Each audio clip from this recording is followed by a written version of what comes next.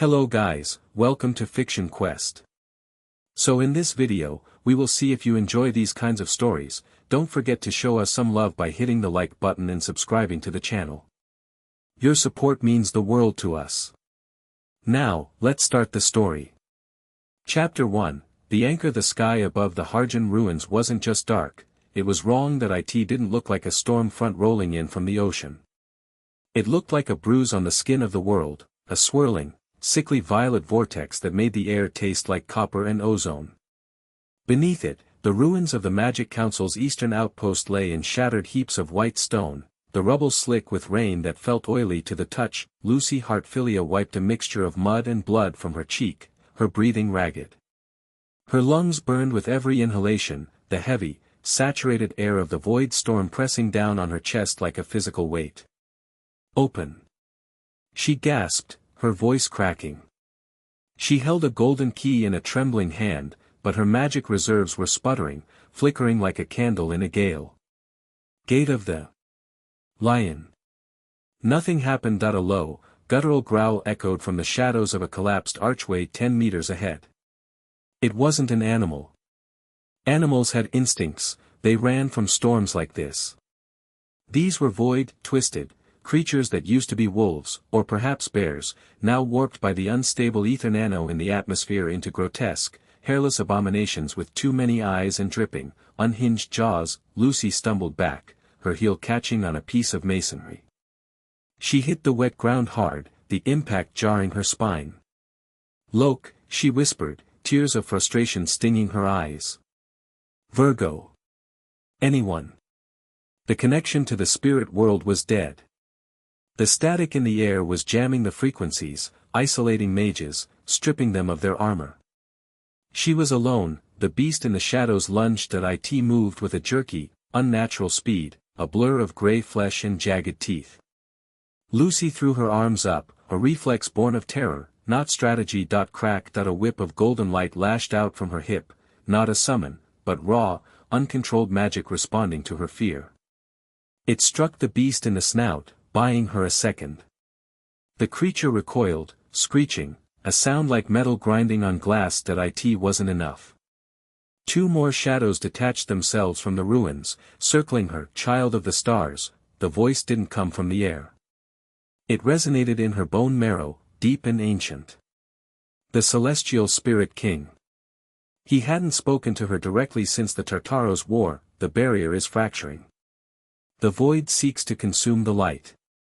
You cannot fight it with the magic of this world. You must anchor it. Anchor. Lucy screamed, scrambling backward until her back hit a cold stone wall. "I can't even summon a servant.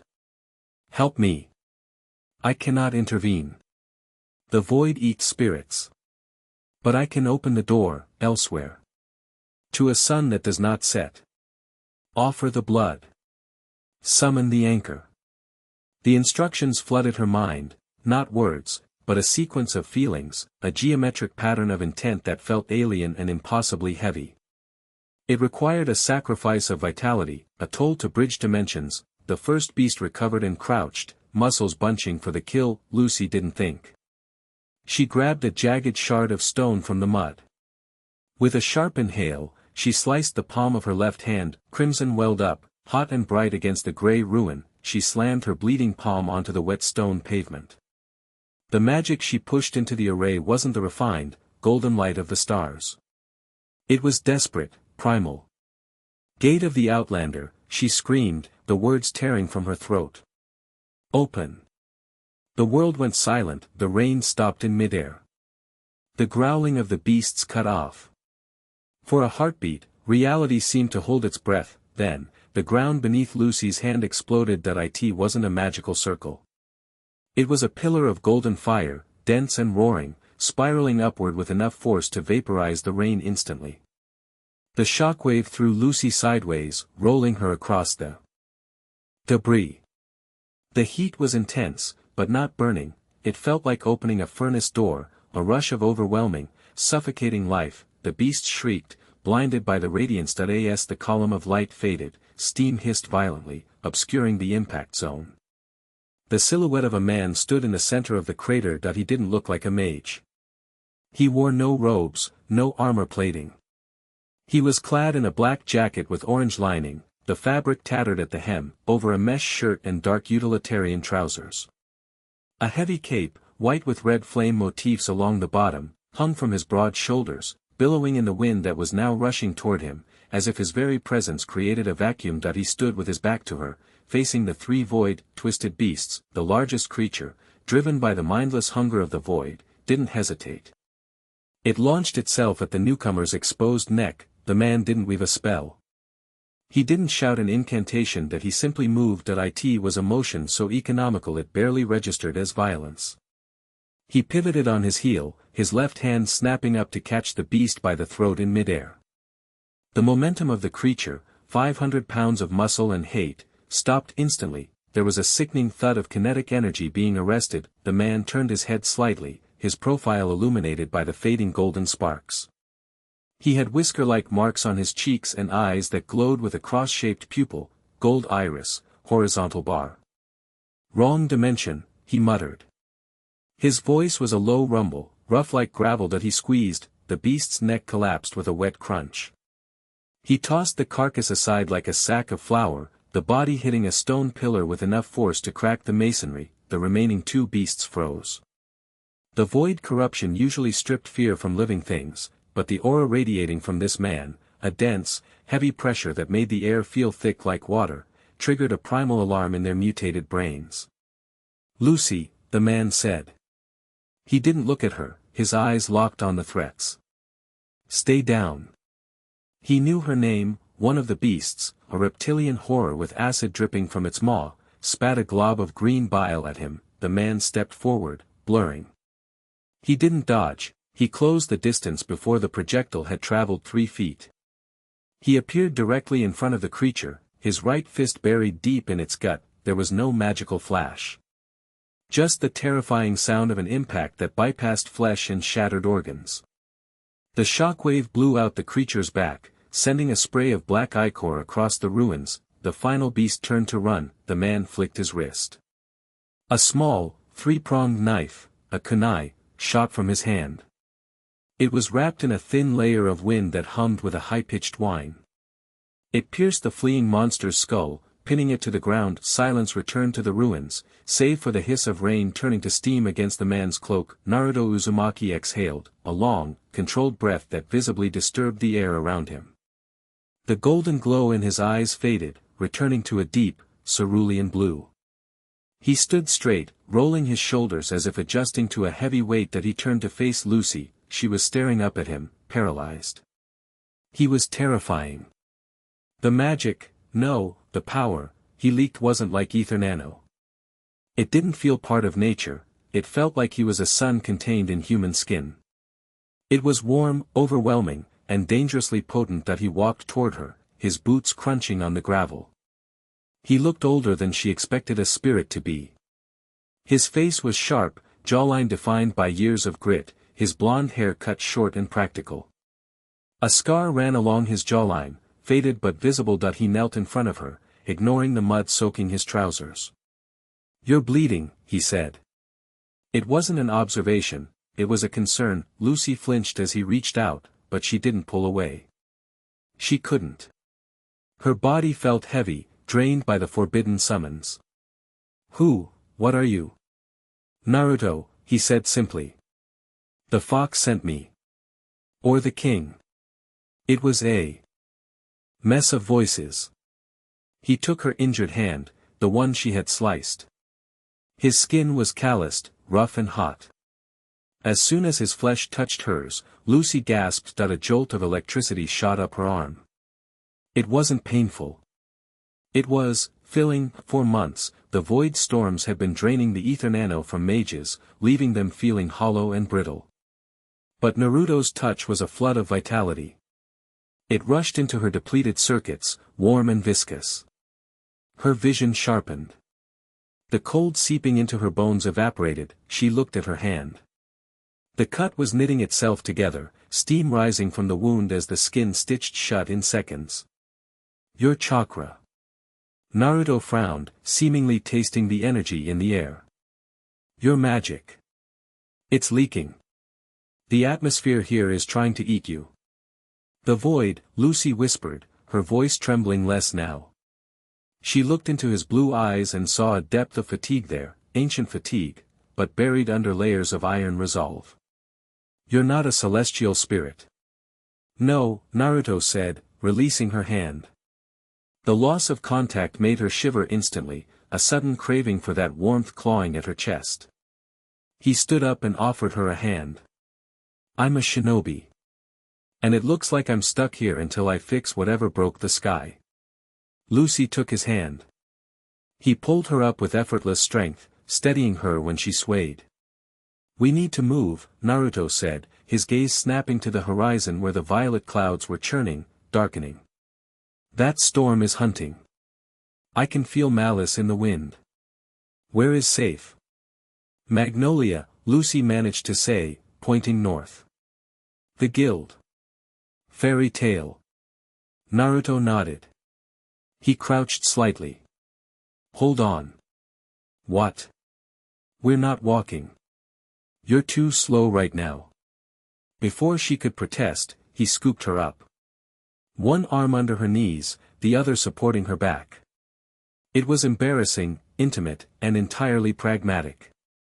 He held her close to his chest, and she could feel the thrum of power beneath his ribcage, a rhythmic pounding that was slower, stronger than a human heart. Tight, he warned that he kicked off the ground, the acceleration stole her breath. They didn't run, they flew. Naruto leaped from ruin to ruin, covering 50 meters in a single bound. The wind whipped past them, but he shielded her with his bulk. He moved through the treacherous terrain with a grace that defied physics, his feet finding purchase on slippery stone, shifting his weight mid-air to dodge falling debris. Lucy pressed her face against his jacket. He smelled of sage, ash, and rain. You're not from Earthland, she mumbled against his chest, the exhaustion of the ritual finally claiming her. No, Naruto replied, his voice vibrating through her. But I'm here now. The journey to Magnolia usually took 3 hours by train. Naruto covered the distance in 40 minutes. He slowed as the town came into view. What used to be a vibrant, bustling city of magic was now a fortress under siege. A shimmering, translucent dome covered the central district, Fried's enchantment runes, Lucy recognized, but the outskirts were dark and abandoned. Naruto landed softly on a hill overlooking the town. He set Lucy down but kept a hand on her shoulder, as if steadying a spinning top. Barrier, he noted, his eyes narrowing as he scanned the rune script floating in the sky. It's strong, but it's brittle. The frequency is off. We're fighting a losing war, Lucy admitted, looking at the dim lights of the cathedral. The ether nano in the air is turning volatile. Mages who use too much magic, they mutate. Or they just burn out. We call it the void sickness. Naruto looked at his own hand, clenching it into a fist. That explains why the natural energy here tastes like poison. I have to filter it constantly. He looked at her, his expression serious. You summoned me because you're dying. Not just you. This whole place. The Spirit King said we needed an anchor, Lucy said. She felt a flush rise to her cheeks. The way he looked at her wasn't predatory, but it was analyzing, seeing straight through to her core. He said I needed to offer blood. You offered more than blood, Naruto said quietly. When you pulled me through, our networks linked. I can feel your reserves. They're dangerously low. If I hadn't shown up, you would have turned into one of those things back there within the hour. Lucy went cold. She hadn't realized she was that close to the edge. Let's go, Naruto said, his tone shifting back to command. Take me to your leader. If I'm going to be the anchor, I need to know what I'm holding down. They walked to the barrier's edge. The rune script buzzed angrily as they approached. It won't let strangers in, Lucy warned. It's keyed to the guild mark. Naruto stepped up to the wall of purple energy. He didn't back down. He placed his palm flat against the barrier. I don't have time for keys. He pushed. He didn't use force, he injected a pulse of his own chakra into the construct. The runes flared, turning from violet to a bright, healthy gold. The barrier didn't break, it bent, rippling like water, accepting his foreign energy as if it were a superior command. A hole opened, large enough for them to walk through. Lucy stared at him, slack-jawed. That's impossible. Fried's runes are absolute. Nothing is absolute, Naruto said, stepping through the breach. Just poorly understood. Inside the barrier, the air was clearer, but the tension was palpable. The streets were empty. Every window was boarded up. The only sign of life came from the hill at the end of the main street, the fairy tale guildhall. As they walked up the cobbled path, the heavy oak doors of the guild creaked open. A figure stood in the doorway, silhouetted against the warm light within. She wore armor, a clear breastplate with a skirt of blue cloth, her scarlet hair flowing like a banner of war. She held a sword in her hand, the blade gleaming, Erza scarlet. Titania, she looked tired. There were dark circles under her eyes, and her posture, usually rigid with discipline, held a tremor of exhaustion. But her eyes were sharp, dangerous. Lucy, Erza called out, her voice tight. You left the perimeter. I had to, Lucy called back, stepping forward. Erza, I summoned help. Erza's gaze shifted to Naruto. She didn't look at his face, she looked at his stance, his hands, the way he occupied space. A warrior recognizing a warrior. He breached the barrier, Erza said, raising her sword. I felt the disturbance. Who is he? Naruto, he answered for himself. He didn't raise his hands in surrender. He kept them loose at his sides. And you look like you're about to collapse, Red. Erza's eyes narrowed. I am perfectly fine. You're burning your life force to keep that armor summoned, Naruto countered bluntly. I can hear your heartbeat. It's skipping. Erza moved. It was a test. It was always a test with Erza. She launched herself off the steps, closing the 10-meter gap in a heartbeat, her sword swinging in a horizontal arc meant to stop at his throat, an intimidation tactic. Naruto didn't flinch. He didn't even draw a weapon. As the blade sliced the air toward his neck, he lifted his left hand. He caught the blade, not the flat of it. The edge. Erza's eyes widened. He had caught a magic sword between his thumb and forefinger. There was no blood. His skin seemed harder than the steel. The kinetic force of her charge washed over him, blowing his cape back, but his feet remained planted as if they were roots of an ancient tree. Don't, Naruto said softly. He looked her in the eyes. In that moment, Erza felt it too, the same thing Lucy had felt. The proximity to him was intoxicating. The radiation of his life force washed over her fatigued body like a hot bath. Her knees felt weak, not from fear, but from a sudden, overwhelming relief. Her magic, which had been screaming in her veins for weeks, suddenly went quiet, soothed by the dense, ocean-like presence of his power. She dropped her sword. It clattered on the cobblestones. Naruto released her blade and stepped back, giving her space.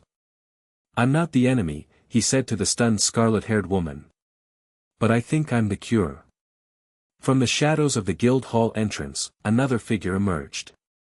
White hair, a gentle smile that didn't quite reach her eyes, and an aura that felt like a dormant volcano. Mirajane Strauss, she leaned against the doorframe, her blue eyes locked on Naruto with a mix of hunger and curiosity.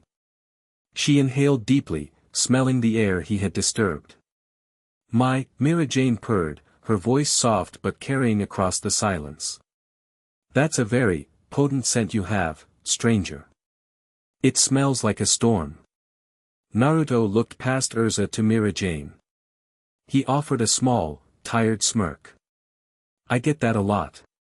He looked at the three of them, Lucy, Erza, Mirajane. The summoner, the knight, the demon. He could feel the threads of fate, or perhaps just necessary survival, weaving them together. He was the anchor, and they were the ships drifting in the hurricane. "Well," Naruto said, dusting off his hands. "Are you going to invite me in, or do we stand out here until the monsters come back?" Chapter 1 End. Chapter 2, The Queen of Fairies. The inside of the Fairy Tale Guildhall smelled of antiseptic, stale sweat, and feared that it was no longer a place of raucous drinking and flying tables. The long wooden benches had been pushed against the walls to make room for cots.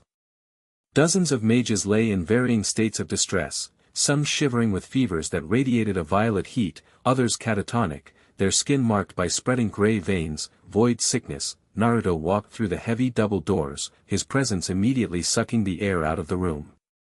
He didn't strut, but his stride had a weight to it that demanded attention. Lucy walked a step behind him, looking small in his shadow, heads turned. Whispers started. "Who is that?" He walked through the barrier. "Look at his eyes." Naruto ignored them, his gaze scanning the triage center. He saw a pink-haired man, Natsu, sitting by a cot, looking unusually subdued, clutching the hand of a small blue cat that was breathing shallowly. He saw a dark-haired stripped-down mage, Gray, applying ice magic to a feverish patient. "Makarov is upstairs," Erza said, walking past Naruto. She had sheathed her sword but hadn't dismissed her armor. The metal clanking against her hip was the only rhythmic sound in the quiet hall. "He's managing the logistics of the quarantine." "This isn't a quarantine," Naruto said, his voice low enough that only Erza and Lucy could hear. "It's a hospice." Erza stiffened, her back muscles tensing under the heart cruise plate. "We are doing everything we can." "I know," Naruto replied, not unkindly. "But your magic is feeding the sickness. You're trying to heal magical burns with fire.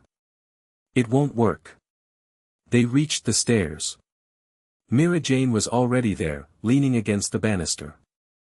She had moved silently, a ghost in a sundress. Up close, Naruto noticed the cracks in her porcelain facade, the slight tremor in her hands, the way her smile didn't quite reach the corners of her eyes. "The master is expecting you," Mira said. "Although, I don't think he expected this." She gestured vaguely at Naruto's entirety. "I'm an acquired taste," Naruto muttered. They ascended to the master's office. Makarov Dreyer sat behind a desk piled high with reports. The small old man looked withered, his aura dim. When Naruto entered, Makarov's eyes widened. He didn't see a man, he saw a sun. The sheer density of life force radiating off Naruto was almost blinding to a mage of Makarov's caliber. "Lucy," Makarov croaked. "You succeeded." "I did, master," Lucy said, stepping forward. "This is Naruto Uzumaki." Naruto didn't bow. He walked to the window overlooking the town and peered out at the encroaching storm clouds. "Old man, we need to skip the pleasantries. Your barrier has maybe 12 hours before the frequency shifts and the void eats it. Then everyone downstairs dies." Makarov frowned. "You speak boldly for a stranger." "I speak like a Kage," Naruto said, turning around. His expression was hard. "A leader. I've fought wars where the sky fell. I know what extinction looks like. You're looking at it." Erza stepped forward, her patience snapping. The stress of the last month, the weight of keeping the guild safe, the fear, it boiled over into aggression. "We are not helpless. We are Fairy Tale. We have held the line against Zeref, against Acnologia, and where are they now?" Naruto interrupted, his voice calm but cutting. "This isn't a fight you can punch your way out of, Erza. The air itself is your enemy. Every time you requip, you inhale poison. I can still fight." Erza snapped. "If you are the anchor, prove you're worth our trust. You caught a sword. Impressive. But can you hold the line?" "Erza, enough," Makarov warned.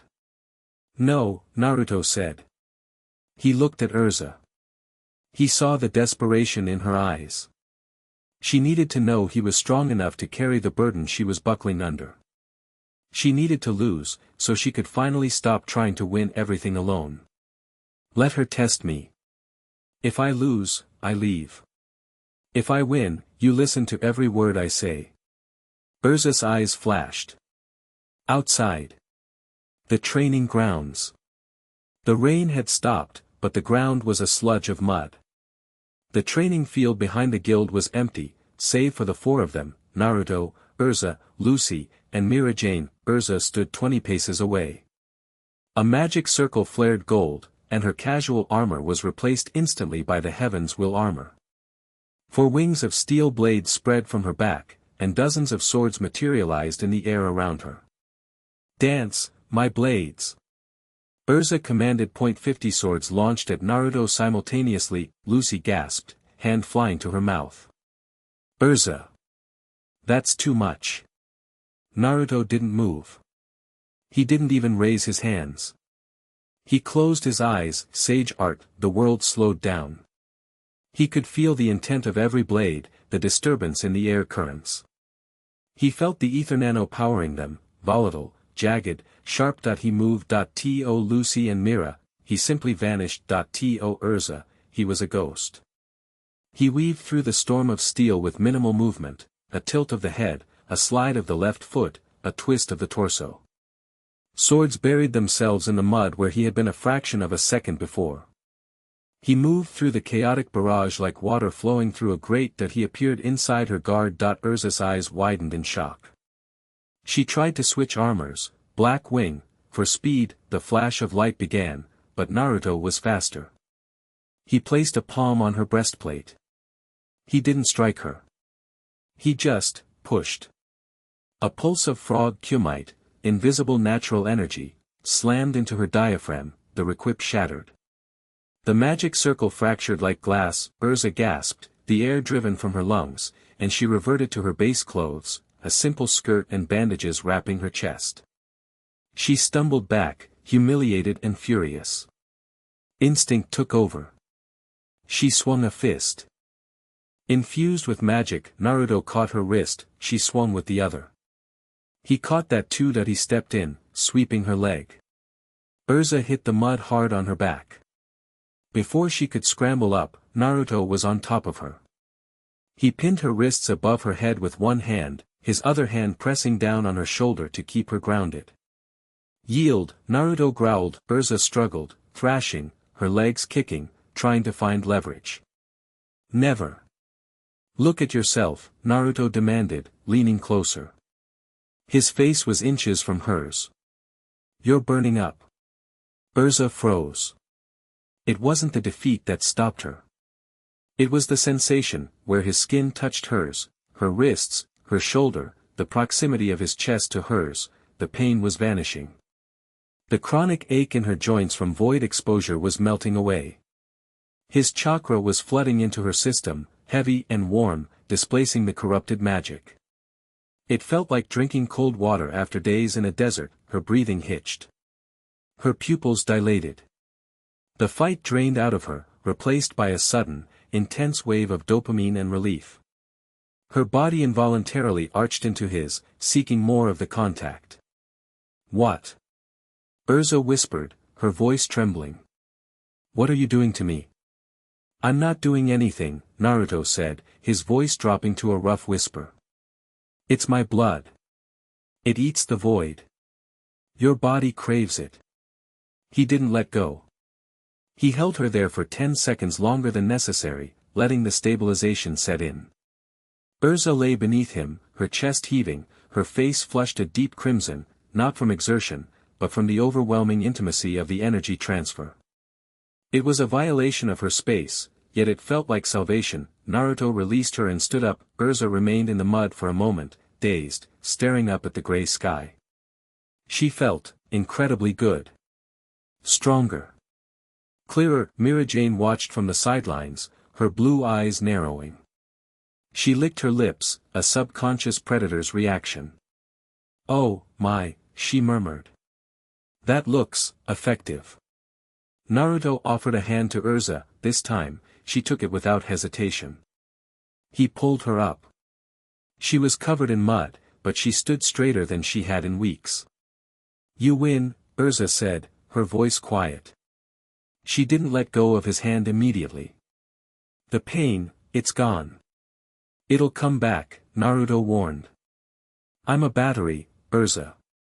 You need a recharge until we fix the atmosphere." "Then we have a problem," Makarov's voice came from the edge of the field. The master had hobbled out to watch. Beside him stood a woman with pink hair and a severe expression, Poryusuka.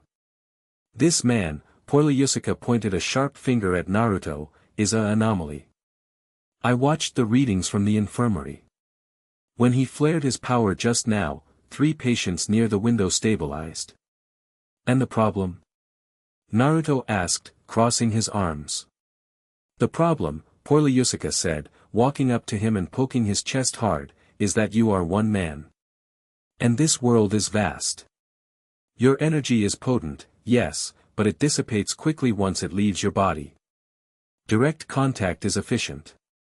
Proximity is decent. But to permanently immunize a mage? To rewrite their internal origin so they don't die?" She looked from Naruto to Erza, then to Lucy and Mirajane.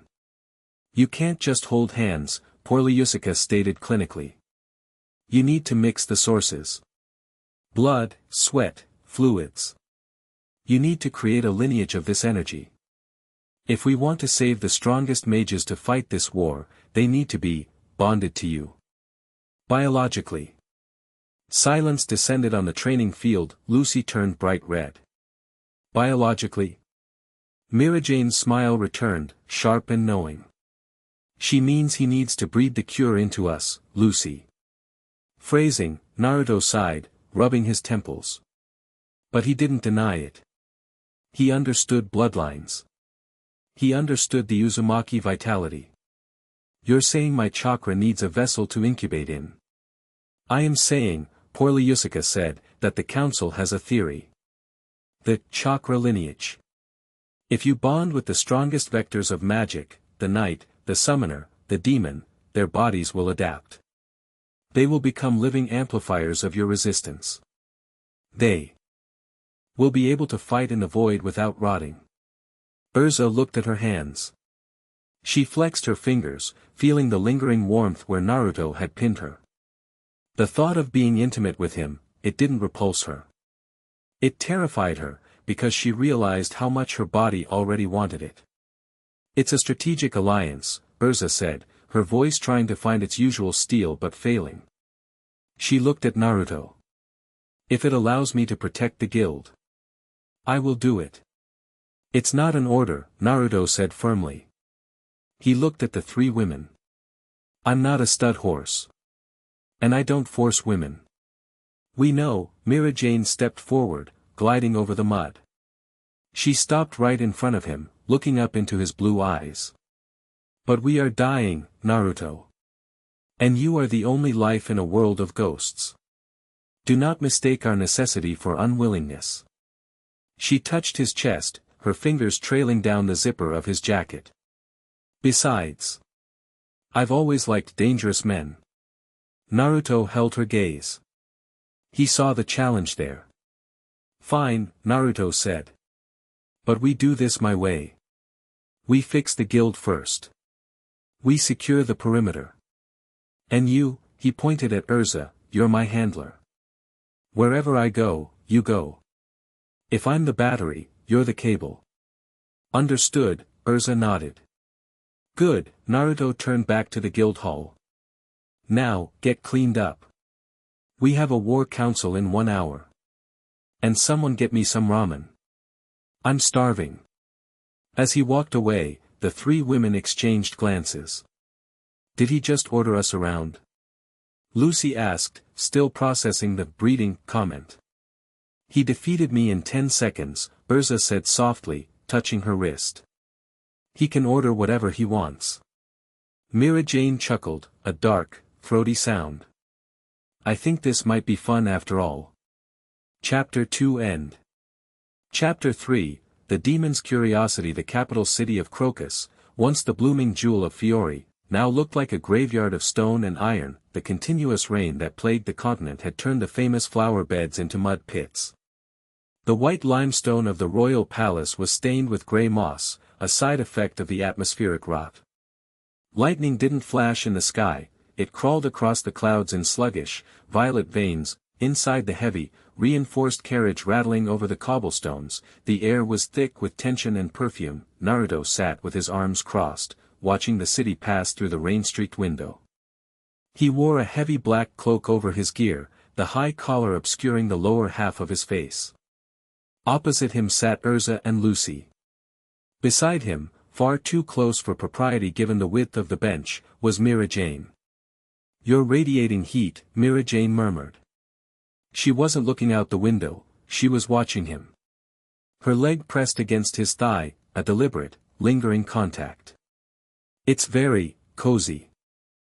I'm running hot because I'm suppressing a nuclear reactor in my stomach," Naruto replied without turning his head. "And you're pressing your luck, Mira." "I'm just cold," she said innocently, though her blue eyes danced with a dark amusement. "The void sucks the warmth right out of a girl." Erza cleared her throat, adjusting her pauldrons. "Focus. We are entering the Mercurius Palace. The surviving council members, the royal family, and the guild masters are all there. This is a political minefield, Naruto. They will try to conscript you." "Let them try," Naruto said. "I'm not a soldier for hire. I'm an ally. There's a difference." "They see you as a battery," Lucy added quietly. She looked better than she had yesterday, her skin had regained some color after staying near Naruto for 24 hours, but she was still fragile. "The rumor of what you did to the barrier has spread. They want to know if you can replicate it on a national scale." "I can't," Naruto said bluntly. "I can stabilize individuals. Maybe a city block if I push it. But I can't filter the atmosphere of a whole continent. We need to cut the source." The carriage lurched to a halt in the palace courtyard. Guards in heavy, enchanted plate armor lined the steps, their spears glowing with faint defensive magic. Naruto stepped out first. The moment his boot hit the pavement, the guards stiffened.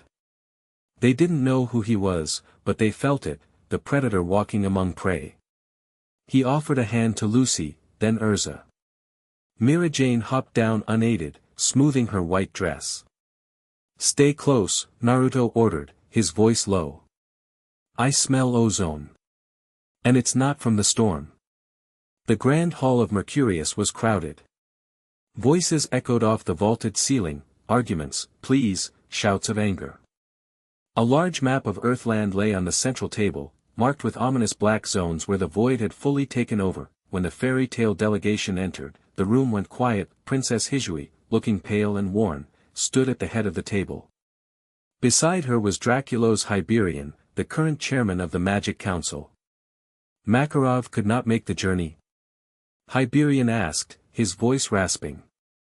"He holds the fort," Erza stepped forward, her voice ringing clear. "We represent Fairy Tale. And we bring the Outlander." All eyes shifted to Naruto.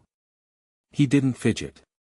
He walked to the table, ignoring the stares of the wizard saints and generals. He looked down at the map. "You've lost the northern coastline," Naruto observed, pointing to a black mass covering the map's upper edge. "And the mines in the east. We are here to discuss strategy, not have our failures listed by a stranger," a general sneered. "Who is this man? Does he even possess magic?" Naruto looked up. The general flinched. "I don't use magic," Naruto said calmly. "I use chakra. And unlike your magic, the void can't eat it." He raised his hand. A small, dense sphere of blue energy, a Rasengan, formed in his palm. It swirled with such intensity that the papers on the table ruffled, and the magical lights in the room flickered. The mages recoiled, sensing the sheer density of the power. It wasn't ether nano, it was raw life. "I am the only thing standing between you and the rot," Naruto stated, letting the Rasengan dissipate. "So, let's skip the posturing. Tell me where Valder is. Valder. Hyperion shuddered at the name. The Void Monarch is not a man you hunt, Outlander. He is a force of nature. His fortress, the Null Spire, drifts in the dimensional rift. It only anchors when he intends to feed. Then we wait for him to feed, Naruto said. And we ambush him. Preposterous. The general slammed his fist on the table. We need to fortify the cities. We need to use your power to strengthen the barriers. Defense is a slow death, Naruto countered. You're bleeding out. Tourniquets won't save you. You need to cut out the infection. And who gave you the authority? The general's words were cut off by the shattering of glass. The high stained glass windows of the dome exploded inward. That it wasn't wind. It was bodies. Dozens of figures clad in gray, organic-looking armor dropped from the ceiling. They moved with the jerky, unnatural speed of the void, twisted, but they held weapons. They were coordinated. Null cult. Erza screamed, instantly requipping into her heaven's will armor. Chaos erupted. The mages at the table scrambled to cast spells, but the air was suddenly filled with a dampening mist, anti-magic particles. My magic! Lucy cried, clutching her keys. It's not responding. A cultist lunged for Princess Hizuri, a jagged blade raised. Naruto didn't use a jutsu. He picked up a heavy oak chair and threw it. The chair flew like a cannonball, shattering the cultist's spine and sending him flying across the room. Protect the non-combatants. Naruto roared, his voice cutting through the panic. Erza, secure the princess. Lucy, stay behind me. What about me? Mirajane asked, a smile curling her lips. You. Naruto glanced at her. You don't need protection. You need a target. Mirajane's eyes glowed. The dampening mist hindered the others, but her magic was demonic, visceral, cursed. It fought back against the suppression. Satan's soul. Darkness exploded from her. Her dress shredded, replaced by the crimson and black bodysuit of the she-devil. Wings of dark energy sprouted from her back. She laughed, a sound that chilled the blood of the politicians, and launched herself at the nearest cluster of assassins. The battle was brutal and confined. Naruto was a whirlwind. Without magic to rely on, the wizards were floundering, but Naruto's taijutsu was unaffected by the anti-magic mist. He moved through the cultists with surgical precision. A palm strike to the chest that stopped a heart, a sweeping kick that shattered knees, a kunai thrown blind that pinned a sniper's hand to the balcony railing. That he wasn't fighting like a hero. He was fighting like a killer. Efficient. Silent. Deadly. A massive cultist, mutated to the size of an ogre, charged him. Big mistake, Naruto growled. He ducked a sweeping blow that decimated the council table. He stepped inside the guard, channeled chakra into his fist, impact, and uppercut the giant. The giant didn't just fall, he launched upward, crashing into the ceiling 20 feet above. To his left, Mirajane was tearing through the enemy. But something was wrong. The void particles in the air were reacting with her demonic macroparticles. Her attacks were too violent, too uncontrolled. She fired a darkness stream that missed an assassin and vaporized a wall, nearly hitting the princess. Mira! Control it! Naruto barked, snapping a cultist's neck. I can't. Mirajane yelled back, her voice distorted by the transformation. It's singing to me. The void was amplifying her demonic impulses. She grabbed an assassin by the face, lifting him up. Dark energy began to consume him, dissolving his flesh. She looked ecstatic, lost in the destruction. Damn it, Naruto cursed. He finished his opponent and flickered, body flicker technique. He appeared behind Mirajane. The assassin in her grip was screaming. Naruto didn't attack her. He wrapped his arms around her waist from behind, pinning her wings to her back. He pressed his chest against her spine. Release, he commanded, his voice vibrating through her bones. He flooded her system with his own chakra, on release, pure life energy. It clashed with the dark, corrupted magic of the Satan soul. Mirajane screamed, a sound of pleasure and pain mixed together. The foreign energy burned the corruption out of her veins. Her transformation shattered, dissolving into motes of light. She slumped back against him, reverting to her human form, panting heavily. The room fell silent. The assassins were dead or incapacitated. Naruto stood amidst the wreckage, holding the unconscious Mirajane up with one arm, his kunai dripping dark blood in the other hand. He looked at the terrified council members. "Negotiations are over," Naruto said coldly. "We do things my way now." Night had fallen over Crocus. The rain had returned. Washing the blood from the palace steps, Naruto stood on the balcony of the guest quarters, leaning against the stone railing. He was smoking a cigarette, a bad habit he'd picked up from Asuma's memory during the long, lonely nights of the war, and revived here to cope with the stress. The door behind him creaked open that he didn't turn. "You should be resting, Mira." Mirajane stepped out into the rain. She was wearing a silk nightgown, thin and white. The water plastered it to her skin instantly, but she didn't seem to care. "I don't feel like resting," she said softly. She walked up to the railing, standing next to him. "You stopped me today. You were going to eat that man's soul," Naruto said, exhaling a plume of smoke. "That's not you." "That was the void talking." "Was it?" Mirajane turned to face him. Her blue eyes were intense, searching. "My magic, it's takeover magic. I become the monsters I defeat. I have a little bit of hell inside me, Naruto. That's why the void likes me." "Everyone has hell inside them." Naruto flicked the cigarette butt over the railing. "It's about who holds the leash." "And you hold a very big leash," she whispered. She stepped closer, invading his personal space again. "When you grabbed me, when you pumped that energy into me, I felt something else.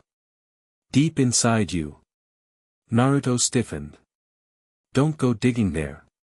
"A beast," Mirajane continued, her hand reaching up to touch the whisker marks on his cheek.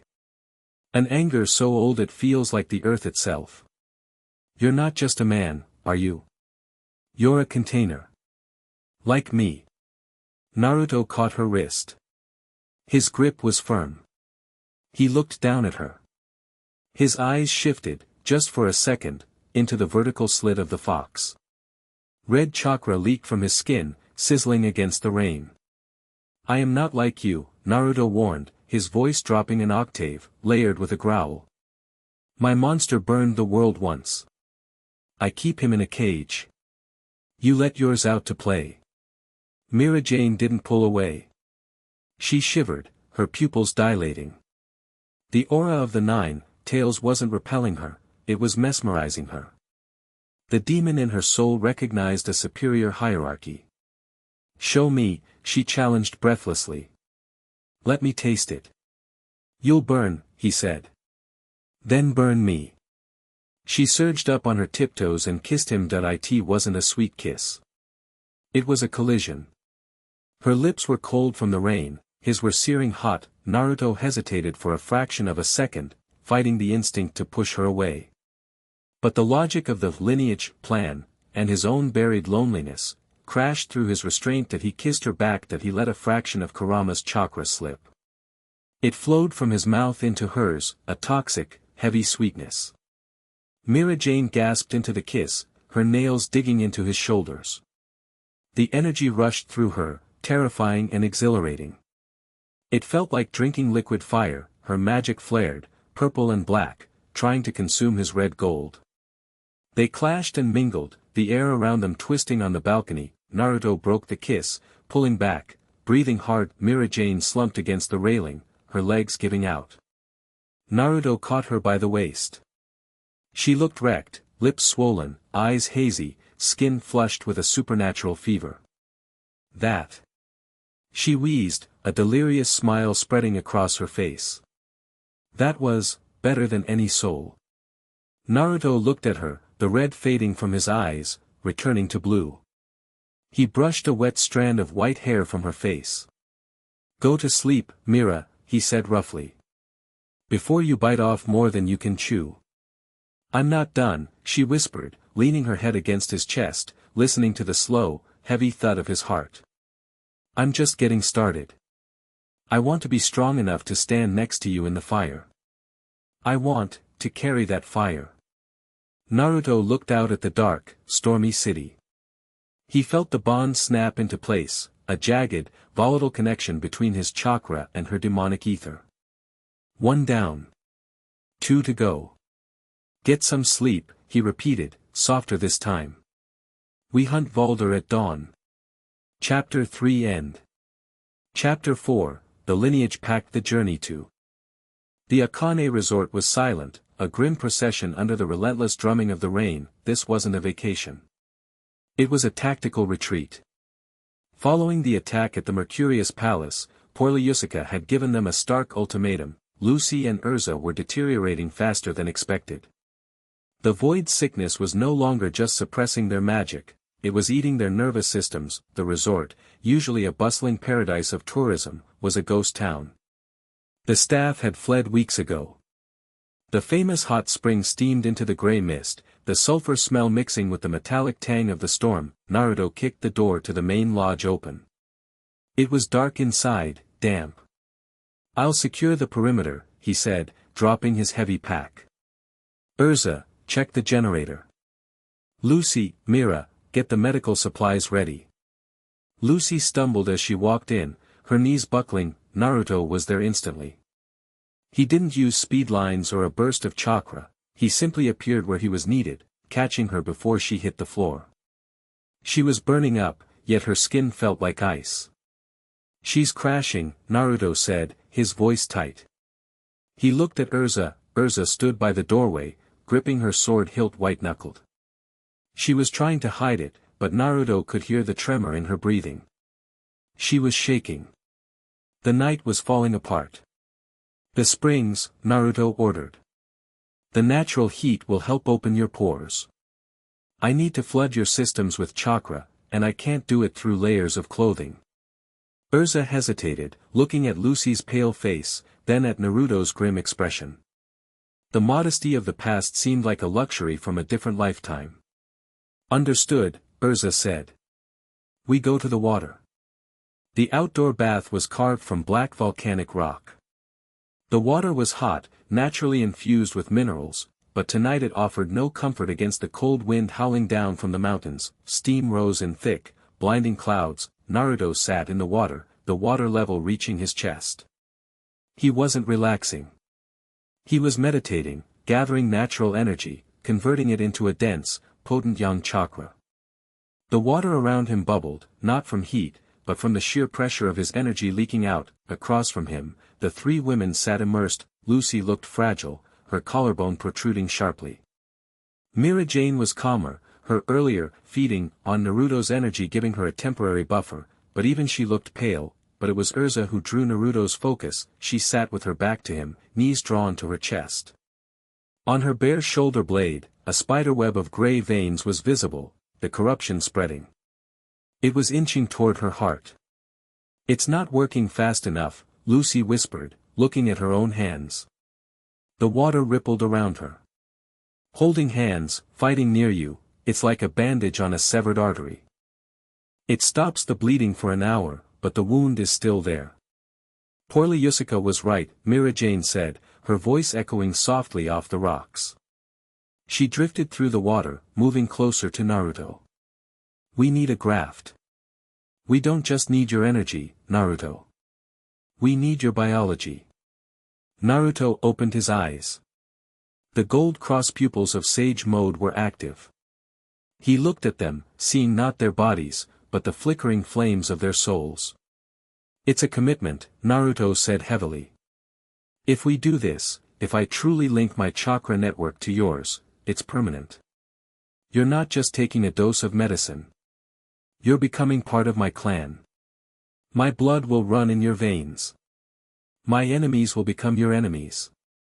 He looked at Erza's back. And I have a lot of enemies. Erza turned slowly. The water cascaded off her shoulders. Her red hair was plastered to her skin. Her eyes, usually fierce, held a depth of vulnerability that hurt to look at. I have fought for this guild since I was a child, Erza said. I have worn armor to protect my heart. I have led armies. She looked down at the gray veins on her shoulder. But I cannot fight this. I feel empty. Cold. She waded toward him. The water churned. I don't want to die, Naruto, she admitted, the confession tearing out of her. And I don't want to be weak. She stopped in front of him. The steam enclosed them, hiding the world. Then don't be, Naruto said that he reached out and pulled her to him. This wasn't the frantic, drug-like collision he'd had with Mirajane. This was deliberate. Solemn, Erza straddled his lap beneath the water, wrapping her legs around his waist to anchor herself. She shivered as her skin met his. He was a furnace.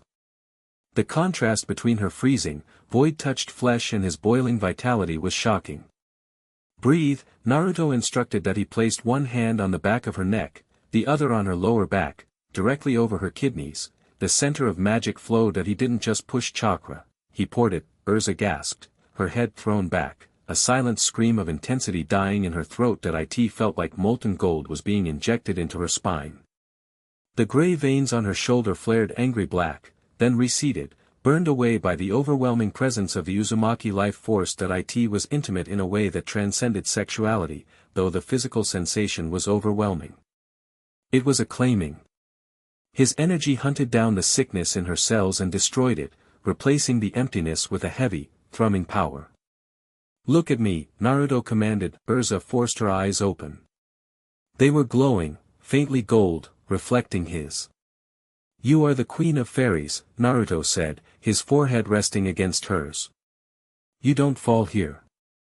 You take this power, and you forge it into something new. You are mine now, Erza. And I don't let mine break. Erza sobbed, just once. The tension of leadership, the terror of the void, the loneliness of being the strong one, it all shattered. She buried her face in his neck, clinging to him with a desperate strength. I accept, she whispered against his skin. I accept the pact. Around them, the water began to glow. The resonance was spreading. Lucy and Mirajane, sensing the shift, moved closer, drawn into the orbit. They didn't speak. They simply touched, a hand on a shoulder, a knee against a thigh, completing the circuit. For that night, in the steam and the rain, they ceased to be individual mages fighting a losing war. They became a single organism, breathing in sync, anchored by the man who refused to let them fade. Morning broke with a deceptive calm, the rain had stopped for the first time in weeks. The sky was a bruised purple, but clear of the lower clouds. Naruto stood on the wooden deck of the lodge, adjusting his gloves. He felt lighter, yet drained. The transfer last night had been massive. He had essentially jump-started 3 magical cores. The door slid open, Erza stepped out, she looked different. The gray pallor was gone, replaced by a healthy flush.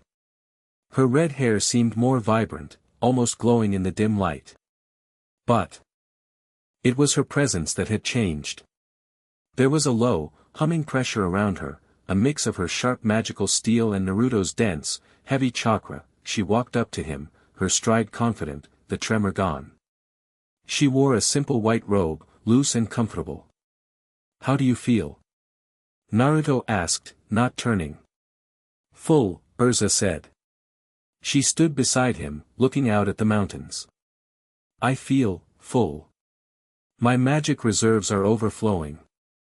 I can feel the wind on my skin before it touches me. Sensory adaptation, Naruto noted. You picked up some of Sage Mode's passive traits. Erza turned to him. She reached out, taking his hand. Her grip was iron-strong again. Thank you, she said. For saving me.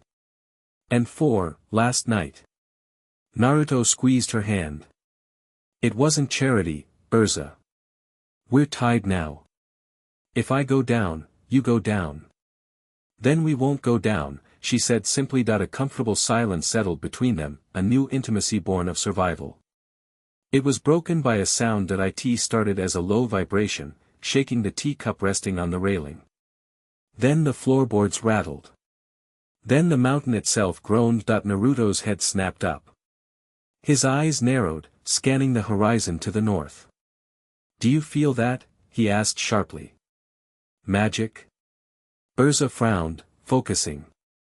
Then her eyes widened. "No, that's not magic. That's nothingness." On the northern horizon, a mountain range, the jagged peaks of the iceberg zone, simply vanished. There was no explosion. No fire. One moment the mountains were there, the next, there was a perfect, semicircular bite taken out of reality. The sky where the mountains had been was a flat, dead white. Seconds later, the shockwave hit was a blast of wind so powerful it stripped the trees from the valley floor. "Get down!" Naruto roared. He tackled Erza, slamming her to the deck and covering her with his body. He flared a chakra cloak, red and bubbling, creating a dome over the lodge. Just as the wind slammed into them, the lodge groaned, timber splintering, but Naruto's anchor held. As the wind died down, a voice rolled across the entire continent. It wasn't loud, but it spoke inside their skulls, cold and mathematically precise. "The inoculation has been detected. The foreign agent. Naruto. You delay the inevitable return to zero." Naruto stood up, helping Erza to her feet. Mirajane and Lucy rushed out onto the deck, looking terrified. "What was that?" Lucy screamed, pointing at the hole in the horizon. "That was Valder," Naruto said grimly. The casual, confident warrior was gone. In his place stood the general of the Fourth War. "He knows I'm here. He knows I'm curing you. He just erased a mountain range to make a point," Mirajane said, her voice lacking its usual playfulness. "No," Naruto corrected, his eyes locked on the white void in the distance. "He didn't do it to make a point. He did it to clear a path." He turned to the three women. They were glowing faintly, the lineage pact responding to the threat. "Pack your gear," Naruto ordered. "The training wheels are off. We aren't hiding anymore." "Where are we going?" Erza asked, summoning a sword to her hand, the blade humming with new, chakra-infused power. Naruto grinned, but there was no humor in it. It was a wolf baring its teeth. "He wants a war. We bring him a war. We're going to the front lines." Chapter 4 End. Chapter 5, The Void Monarch. The northern border was no longer a place of ice and snow. It was a graveyard of geometry, where the jagged peaks of the iceberg zone had once stood. There was now a perfect, terrifying flatness. The white void had chewed through the granite, the permafrost, and the magic in the soil, leaving behind a surface that resembled bleached bone. It was smooth, featureless, and advanced southward at a pace of 10 meters every hour. Sting Yukliff, master of Sabertooth, wiped blood from his eyes. He leaned heavily against a broken siege tower, his breath misting in the freezing air. "It's not stopping," Rogue Cheney said from beside him. Rogue's shadow magic was flickering, weak and erratic. The void didn't cast shadows, it ate them. "The barrier squad is down to 3 mages. If they fall, the encroaching line hits the encampment. Where is the council?" Sting spat, watching a platoon of rune knights retreat in disarray. "Where are the reinforcements?" "They're terrified," Rogue answered grimly. "Magic doesn't work right here. Fire spells turn to ash before they ignite. Ice magic just crumbles. We're throwing pebbles at a hurricane." A low hum vibrated through the ground. It wasn't the sound of an army marching. It was the sound of reality tearing. On the horizon of the white void, figures began to manifest. They weren't the feral beasts of the early storms. These were the Null Legion. Tall, faceless husks clad in armor made of the same white, bone-like material as the ground. They moved in perfect unison, silent and soulless. "Incoming!" Sting roared, forcing his body off the barricade. "White dragons roar!" He unleashed a laser of holy light. It struck the front line of the Null Legion that it didn't explode. The light simply dissolved, absorbed into the white armor of the soldiers. They didn't even break stride. It ate it. Sting whispered, horror dawning on him. It ate a dragon slayer's roar. The Legion raised their weapons, long, translucent spears that hummed with anti-magic. They charged. Sting braced himself for the end. He had no magic left. His muscles were screaming. Then, the sky cracked that it wasn't a spell. It was a sonic boom so loud it shattered the remaining windows of the siege tower. A comet of orange and gold fire streaked down from the gray clouds, slamming into the earth directly between Sabretooth and the advancing Legion. The impact didn't just break the ground, it liquefied it. A shockwave of dust and heat rolled over the defenders. As the debris cleared, a crater 10 meters wide sat smoking in the frozen earth. Standing in the center was Naruto Uzumaki. That he was in full combat gear now, his sage mode active, the golden cross pupils burning bright. His chakra cloak flickered around him like a coat of liquid fire, defying the draining atmosphere of the void. That he didn't look back at the stunned mages. He looked at the Legion. "You're in my way," Naruto growled. That he clapped his hands together. Shadow Clone Jutsu, the smoke exploded outward as 500 identical Narutos materialized instantly. The sheer volume of chakra required for the feat made the air heavy, pressing down on every living soul in a mile radius. "Charge," the real Naruto commanded. The army of clones roared, a collective sound that drowned out the wind. They surged forward, a tidal wave of orange crashing into the white line of the Null Legion. That it was a massacre. The clones didn't use magic. They used Razengans, spinning spheres of pure kinetic force and chakra. When they connected with the Null armor, they didn't get absorbed. They ground the armor to dust. The physical rotation ripped the constructs apart. Sting stared, his jaw hanging loose. What is that?" "That," a female voice said from above, "is the reinforcements." Sting looked up to see Erza Scarlet descending from the sky. She was wearing the Morning Star armor, but it was different. The silver plates were etched with swirling glowing patterns, orange markings that matched Naruto's whiskers. She wielded twin swords that crackled not with lightning, but with a dense, heavy energy. She landed beside Sting, her presence radiating a heat he had never felt from her before. "Master Sting," Erza said, her voice commanding. "Pull your men back to the second ridge. We are taking point." "Erza?" Sting blinked.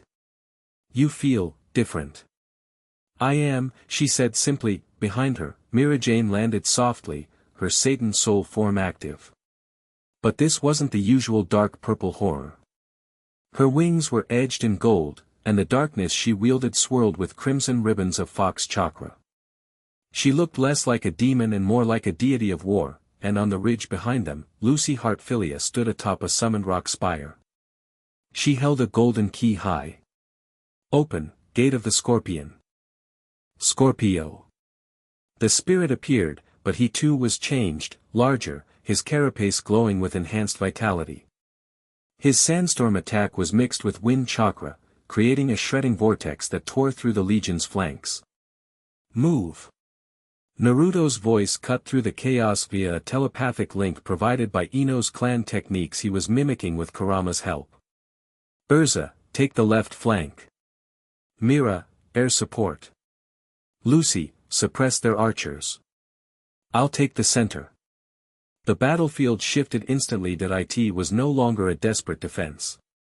It was a coordinated extermination. Naruto was a blur in the center of the fray. He fought with a brutality that Earthland mages weren't used to seeing. He didn't cast spells, he broke bones. He utilized frog kumite, his punches hitting the air and sending shockwaves that shattered the internal structures of the Null soldiers without even touching them. But as he fought, Naruto analyzed that they're not alive, he realized, ducking under a spear and shattering the attacker's skull with an elbow. "They're drones. Puppets. Someone is pulling the strings." "Kurama," Naruto spoke internally. "Locate the signal." "North-northeast," the fox grumbled in his mind. "About 3 clicks out. A massive signature." It feels like a black hole. Found him. Naruto leaped back, clearing a space. Erza. On me. Erza disengaged from 3 opponents, using her enhanced speed to blur across the battlefield. She landed back-to-back with him. Status? She asked, breathing hard but not winded. The chakra bond was working, her stamina was bottomless. I found the commander, Naruto said, pointing a gloved hand toward a floating structure in the distance, a monolith of black stone hovering over the white void. If we take him out, these drones drop. That's deep in the dead zone, Erza warned. My armor will start to degrade. Not if you stay close to the source, Naruto said. He grabbed her hand. A pulse of red chakra flowed from him to her. Erza's armor flared, the orange markings glowing brighter. Go, he said. Fastball special. Erza smirked. It was a phrase he'd taught her. Fastball special. Naruto grabbed Erza by the waist and threw her, simultaneously, Erza equipped into the flight armor, streamlining her aerodynamics. Naruto added a wind release blast to her feet. She shot across the battlefield like a railgun round, shattering the sound barrier. She smashed into the hovering monolith, her swords carving through the black stone. The monolith cracked. A figure emerged from the rubble. It was a creature of elegance and horror, tall, thin, wearing robes that seemed to be made of the night sky. Its face was a smooth white mask with a single vertical eye. The Void General, Kalos raised a hand. Primitive. Gravity inverted. Erza was slammed upward, pinning her against the invisible ceiling of the atmosphere. The pressure was immense, threatening to crush her armor. Erza. Lucy screamed from the ridge, sensing her friend's distress through the bond. I've got her. Mirajane yelled, diving from the clouds. She fired a soul extinction beam, boosted by Naruto's chakra. The beam was massive, a red-black laser that vaporized the air. Kalos didn't dodge. He swiped his hand. Erasure. The beam simply ceased to exist. It didn't hit anything, it was just deleted from reality. Naruto watched from the ground, his eyes narrowing. Spacetime ninjutsu? No. Reality manipulation. He's editing the world.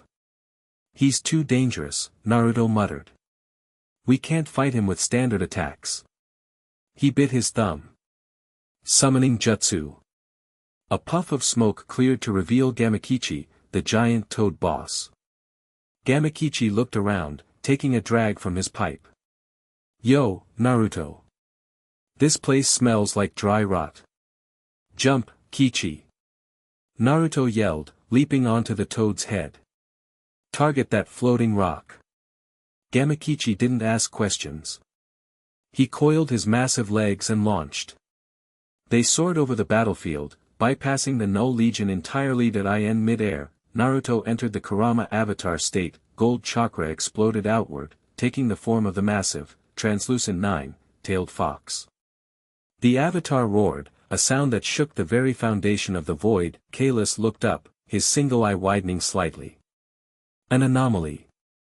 Anomaly this. Naruto roared, the giant fox paw slammed into the monolith. Kalos raised a barrier of white void, but the physical mass of the Kurama avatar, combined with Sage Mode's natural energy, cracked it. The monolith shattered.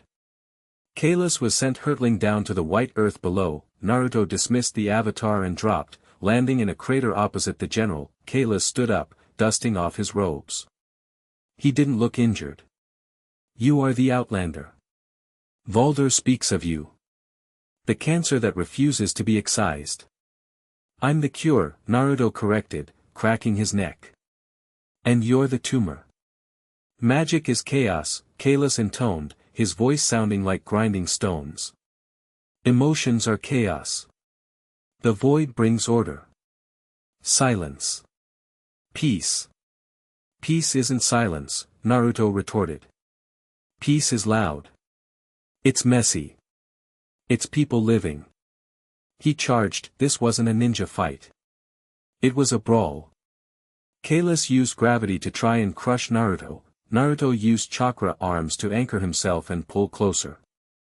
Kalis tried to erase Naruto's arm. Naruto's healing factor regenerated the tissue faster than it could be deleted. It was a battle of attrition.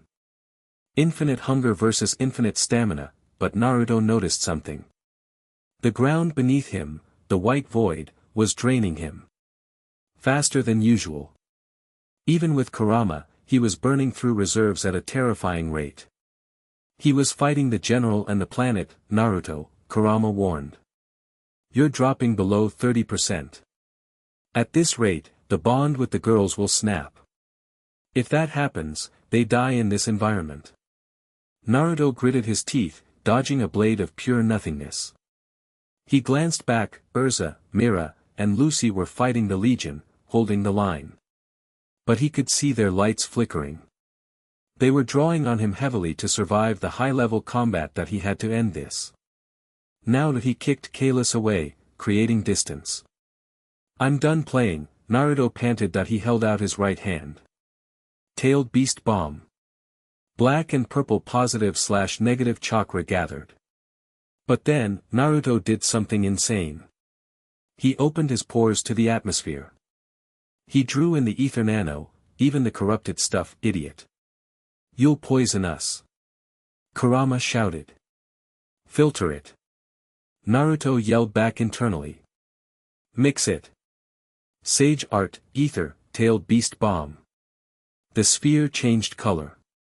It went from dark purple to a blinding, unstable neon blue. It hummed with a frequency that made the teeth of everyone on the battlefield ache. Kalis stopped. For the first time, the general seemed to feel fear. The density of energy in Naruto's hand was enough to crack the dimension. That is, forbidden, Kalis whispered. Eat this, Naruto roared. He fired. The beam didn't travel, it simply connected. One moment it was in Naruto's hand, the next it had engulfed Kalis and the 3 miles of terrain behind him. The sound came seconds later, a deafening, high-pitched shriek as the fabric of the void was ripped apart. The explosion was mushroom-shaped, a towering pillar of blue fire that reached the stratosphere. The shockwave knocked the entire Alliance army flat. The Null Legion soldiers, connected to Kalis, instantly dropped like puppets with cut strings. Naruto stood in the center of the devastation, steam pouring off his body. His cloak faded. His knees hit the ground. The white void where the blast had hit was gone. In its place was scorched, black earth. Real earth. He had burned the nothingness away. Naruto. Erza was there first, skidding to a halt in the mud. She grabbed him by the shoulders. He was boiling hot to the touch. I'm okay, Naruto wheezed, but blood dripped from his nose. Just tired. Mirajane and Lucy arrived seconds later. They looked at the destruction, then at him. You cleared the entire sector, Sting said, walking up with Rogue. The 2 dragon slayers looked at Naruto with terrified awe. With one shot. Don't get used to it, Naruto coughed, wiping his face. He looked at his hand. It was trembling. The victory was absolute, but the cost was clear. He felt a hollowness in his gut. The connection to the 3 women wavered. Erza felt it too. The warmth inside her dimmed slightly. We need to return to base, Erza said sharply, helping Naruto up. Now. Later that night, in the command tent, Naruto lay on a cot, shirtless. His chest heaved with slow, heavy breaths. Poorly Yusuka was running diagnostic spells over him, her expression severe. Erza, Mira, and Lucy stood nearby, anxious. He is depleting, Poorly Yusuka stated. The environment of Earthland is hostile to his physiology. He is burning his own life force to convert the atmosphere into usable chakra, and then feeding it to you 3. He cleared the void, Lucy argued. He won. He won a skirmish, Poorly Yusuka snapped. He cannot win the war like this. If he fires another shot of that magnitude, his chakra network will collapse. And if he collapses, you 3 revert to your poison state. Naruto opened his eyes. They were blue, but dim. I heard, he rasped. You need to root deeper, Yusuka said, looking at the women. The initial bond was a handshake. You need a marriage. Not in the legal sense, but in the biological sense. He cannot just be a battery you draw from. You need to become generators for him. How? Mirajane asked, her voice low. Resonance, Yusuka said. Tantric magic. Whatever you want to call it. You need to synchronize your bodies so completely that your magic starts producing his chakra, and his chakra starts producing your magic. A loop. Infinite energy. Erza looked at Naruto. She saw the fatigue etched into his face, the face of a man who would burn himself to ash to save them. We do it, Erza said. There was no hesitation. Whatever it takes. Naruto sat up, wincing. It means no secrets. No barriers. It means total exposure. We're past barriers, Lucy said, stepping forward. She took his hand. You crossed dimensions for us. We can cross a few lines for you. Mirajane sat on the edge of the cot, her hand resting on his chest, right over his heart. We are the Chakra dynasty, aren't we? Let's make it official. Naruto looked at them, the knight, the demon, the summoner. He realized that this wasn't just about power anymore. He had found a new Team 7. A new family. Alright, Naruto said, a faint smile returning. But first, someone tell the council to send more ramen. I need calories.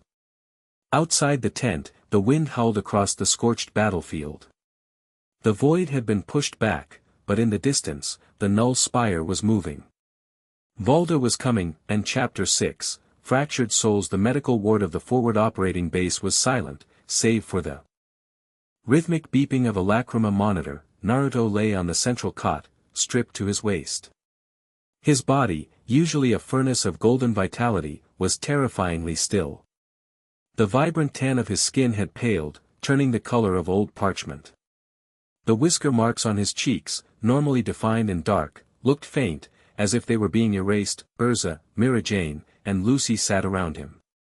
They weren't just keeping vigil, they were huddled for warmth. Without his consciousness driving the chakra flow, the bond had become a trickle. The cold of the void, pushed back but lingering in the very soil of the north, was creeping back into their bones. His heart rate is dropping, Lucy whispered, staring at the monitor. Her hands were trembling again. Yusuka said he burned through 80% of his total reserves in that one blast. That shouldn't be possible to survive. He isn't human, Erza said softly. She was polishing her sword, a repetitive motion to keep her hands busy. Not entirely. But even monsters have limits. Mirajane didn't speak.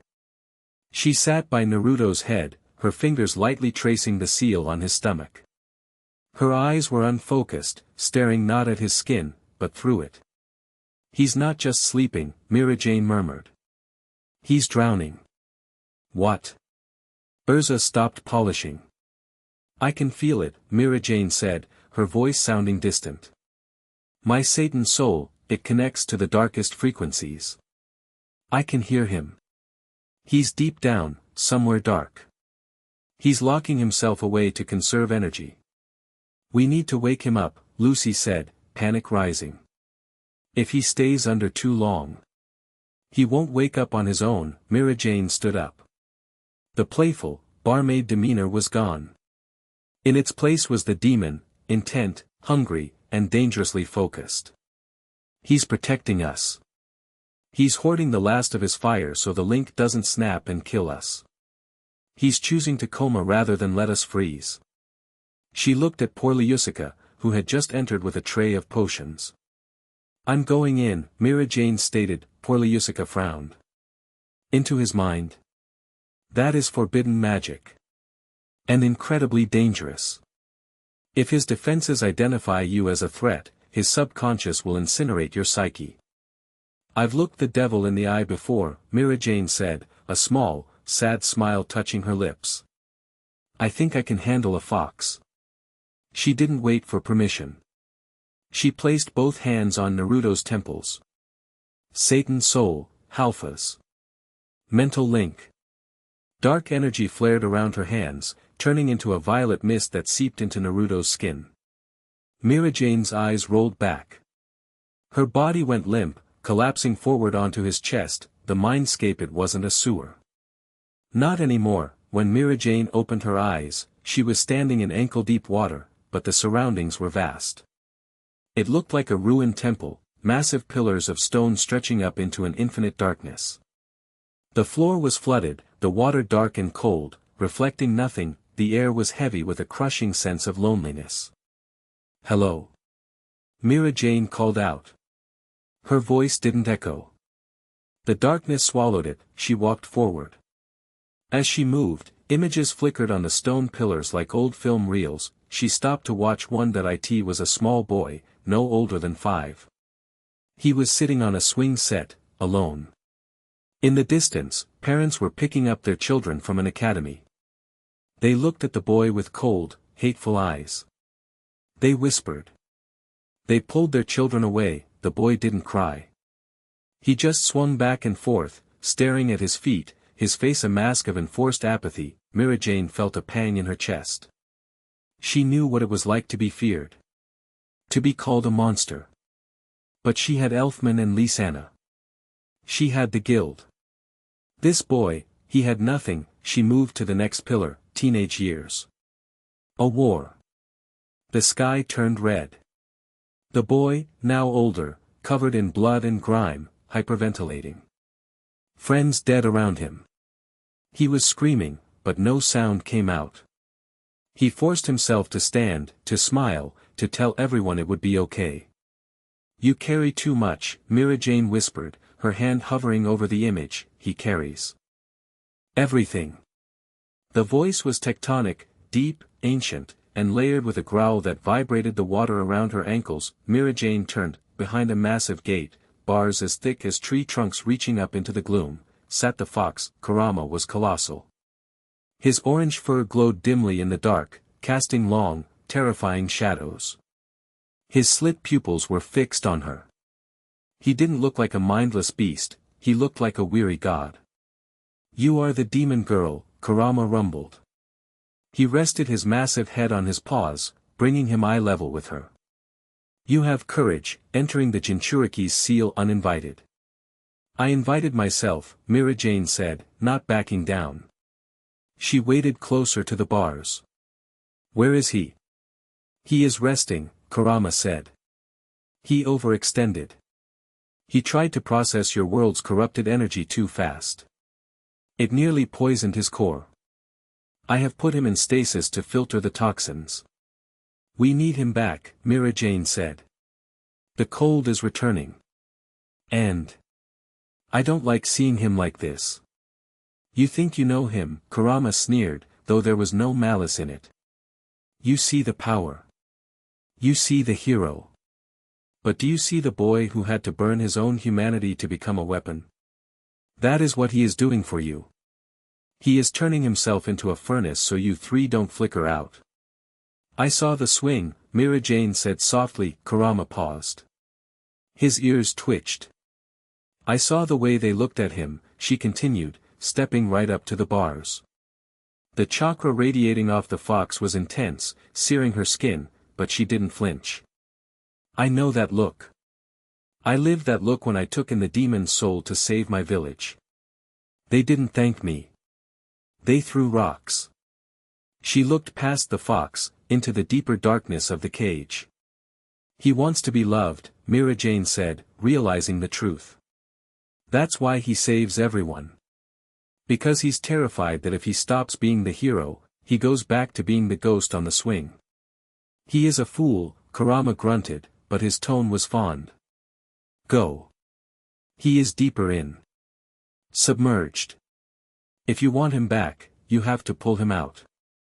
But be warned, if you connect with him at that depth, you aren't just touching his mind. You are touching his soul. There are no secrets down there." "Good," Mirajane said. She walked through the bars. The chakra burned, but she let her Satan soul absorb it. She walked past the massive fox, into the abyss behind him. She found Naruto floating in a sphere of water suspended in the void. He was curled into a fetal position, eyes closed. He looked younger here. Vulnerable, Mirajane floated up to him.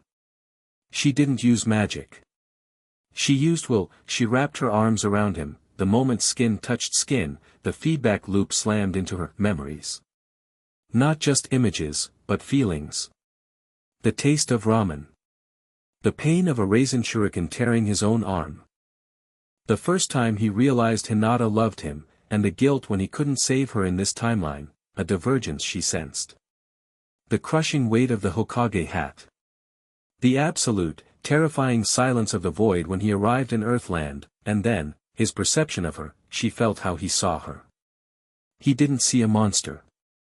He didn't see a sex symbol or a barmaid. He saw a kindred spirit. He admired her strength. He felt protective of her sadness. He thought she was beautiful.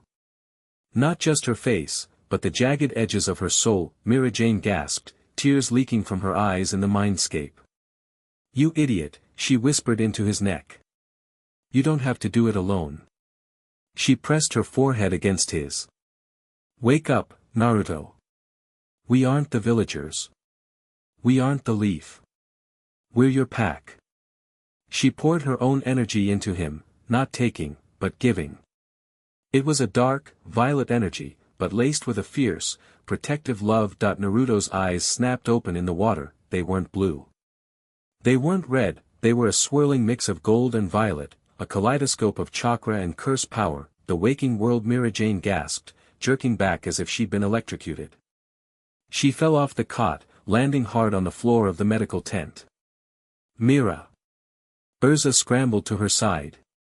"He's..." Mirajane panted, clutching her chest. Her heart was hammering a frantic rhythm. "He's coming." On the cot, Naruto inhaled. It was a deep, ragged breath, like a drowning man breaking the surface. His back arched off the mattress. The air in the tent suddenly became heavy. The lacrima lights flickered and burst. The monitoring equipment short-circuited with a shower of sparks. "Naruto?" Lucy stepped closer, cautious. Naruto sat up. He didn't look groggy. He moved with a mechanical precision. He swung his legs over the side of the bed and rested his elbows on his knees, head hanging low. "That." Naruto's voice was raspy, deeper than before. "That was a long swim." He lifted his head. Erza and Lucy gasped. Naruto's eyes had changed. The sclera was still white, but the irises were no longer just blue. They were a brilliant, piercing gold with the horizontal bar of the sage, but around the pupil was a complex geometric pattern, a ring of runes that resembled a magic circle. "Your eyes," Erza whispered. Naruto blinked, rubbing them. "They feel hot. I can see everything.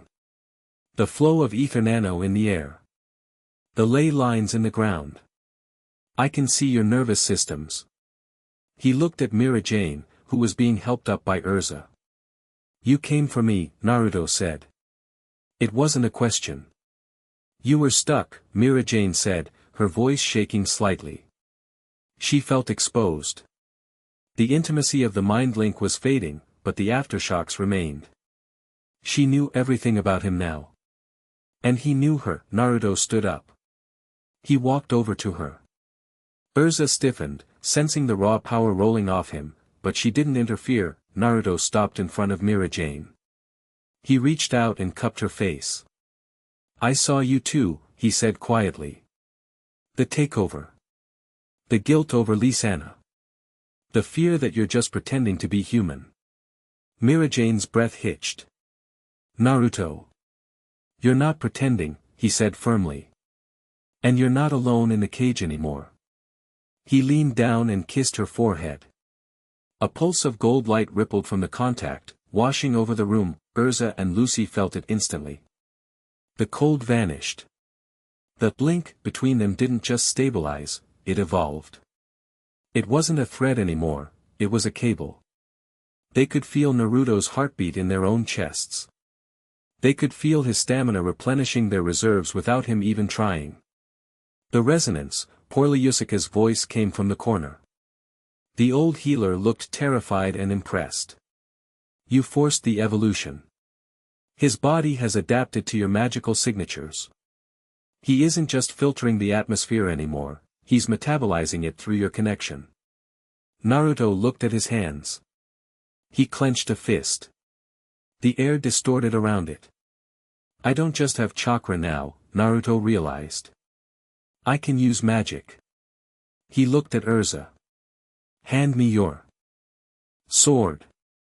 Erza drew a spare dagger from her belt and handed it to him. Naruto held it. He pushed energy into it. Usually, wind chakra would sharpen it. But this time, a magic circle appeared on the blade, a script of wind and sealing jutsu combined. Enchantment, Erza noted, wide-eyed. High-level enchantment. Instantly. It's intuitive, Naruto said, tossing the dagger onto the cot. It sank through the mattress and the metal frame like they were made of butter. Earthland's magic system, it's just another language. And Kurama just learned how to speak it. He looked at the three women. The dynamic had shifted. He wasn't just their savior anymore, he was their center. And they were his anchors. We need to test this, Naruto said, glancing at the tent flap. But not here. And not like this. He looked at Erza. You said we needed to root deeper. To make the bond permanent. Erza met his gaze. The gold in his eyes was hypnotic. Yes. Then we stop pretending this is just tactical, Naruto said. He walked to the entrance of the tent, grabbing his cloak. Poryusuka, clear us for duty. We're leaving the base. Where are you going? Poryusuka demanded. You just woke up from a coma. To finish what we started at the hot springs, Naruto said, looking back over his shoulder. His gaze lingered on Erza, then Lucy, then Mira. We need to synchronize completely. Body, mind, soul. If Valda wants to erase reality, we need to be realer than anything else in this world. He stepped out into the night. The storm clouds above parted, revealing a single, bright moon. Lucy looked at the other two. Is he saying what I think he's saying? He's saying he's done holding back, Mirajane said, a flush returning to her cheeks. She touched her forehead where he had kissed her. The skin still tingled. And honestly, I don't think I want him to. Erza sheathed her sword with a sharp click. Her face was determined, though her ears were burning red. We follow him, Erza said. To the end. Scene break. They found a secluded cove along the coastline, miles away from the stench of the void and the noise of the army. The ocean here was still dark, but the stars were visible, a rarity in these times. Naruto built a fire. Not with wood, but with a small, sustained ball of fire magic that hovered in the center of their camp. He sat on a driftwood log, watching the waves. The three women sat opposite him. The air was thick with unspoken tension, not the tension of battle, but of precipice. The mind link, Naruto spoke first. It showed me things. It showed me that you guys aren't just fighting for the world. You're fighting because you have people you love. That is the source of fairy tales' power, Erza said quietly. Love. In my world, Naruto said, poking the sand with a stick, shinobi are taught to suppress emotion. That it makes you weak. I never bought that crap. But I also never. I never really let anyone all the way in. Not like this. He looked up. The golden geometric patterns in his eyes spun slowly. If we do this, if we fully synchronize, I'm going to change you. My DNA, my chakra, it's aggressive. It will rewrite parts of your physiology to handle the load. You'll live longer. You'll heal faster. You might even start growing whiskers. He offered a weak grin. We know, Lucy said. She stood up and walked around the fire. She sat next to him on the log. I was the first one you saved, Naruto. I felt your soul when you pulled through that gate. It was warm. I'm not afraid of a few whiskers. She rested her head on his shoulder.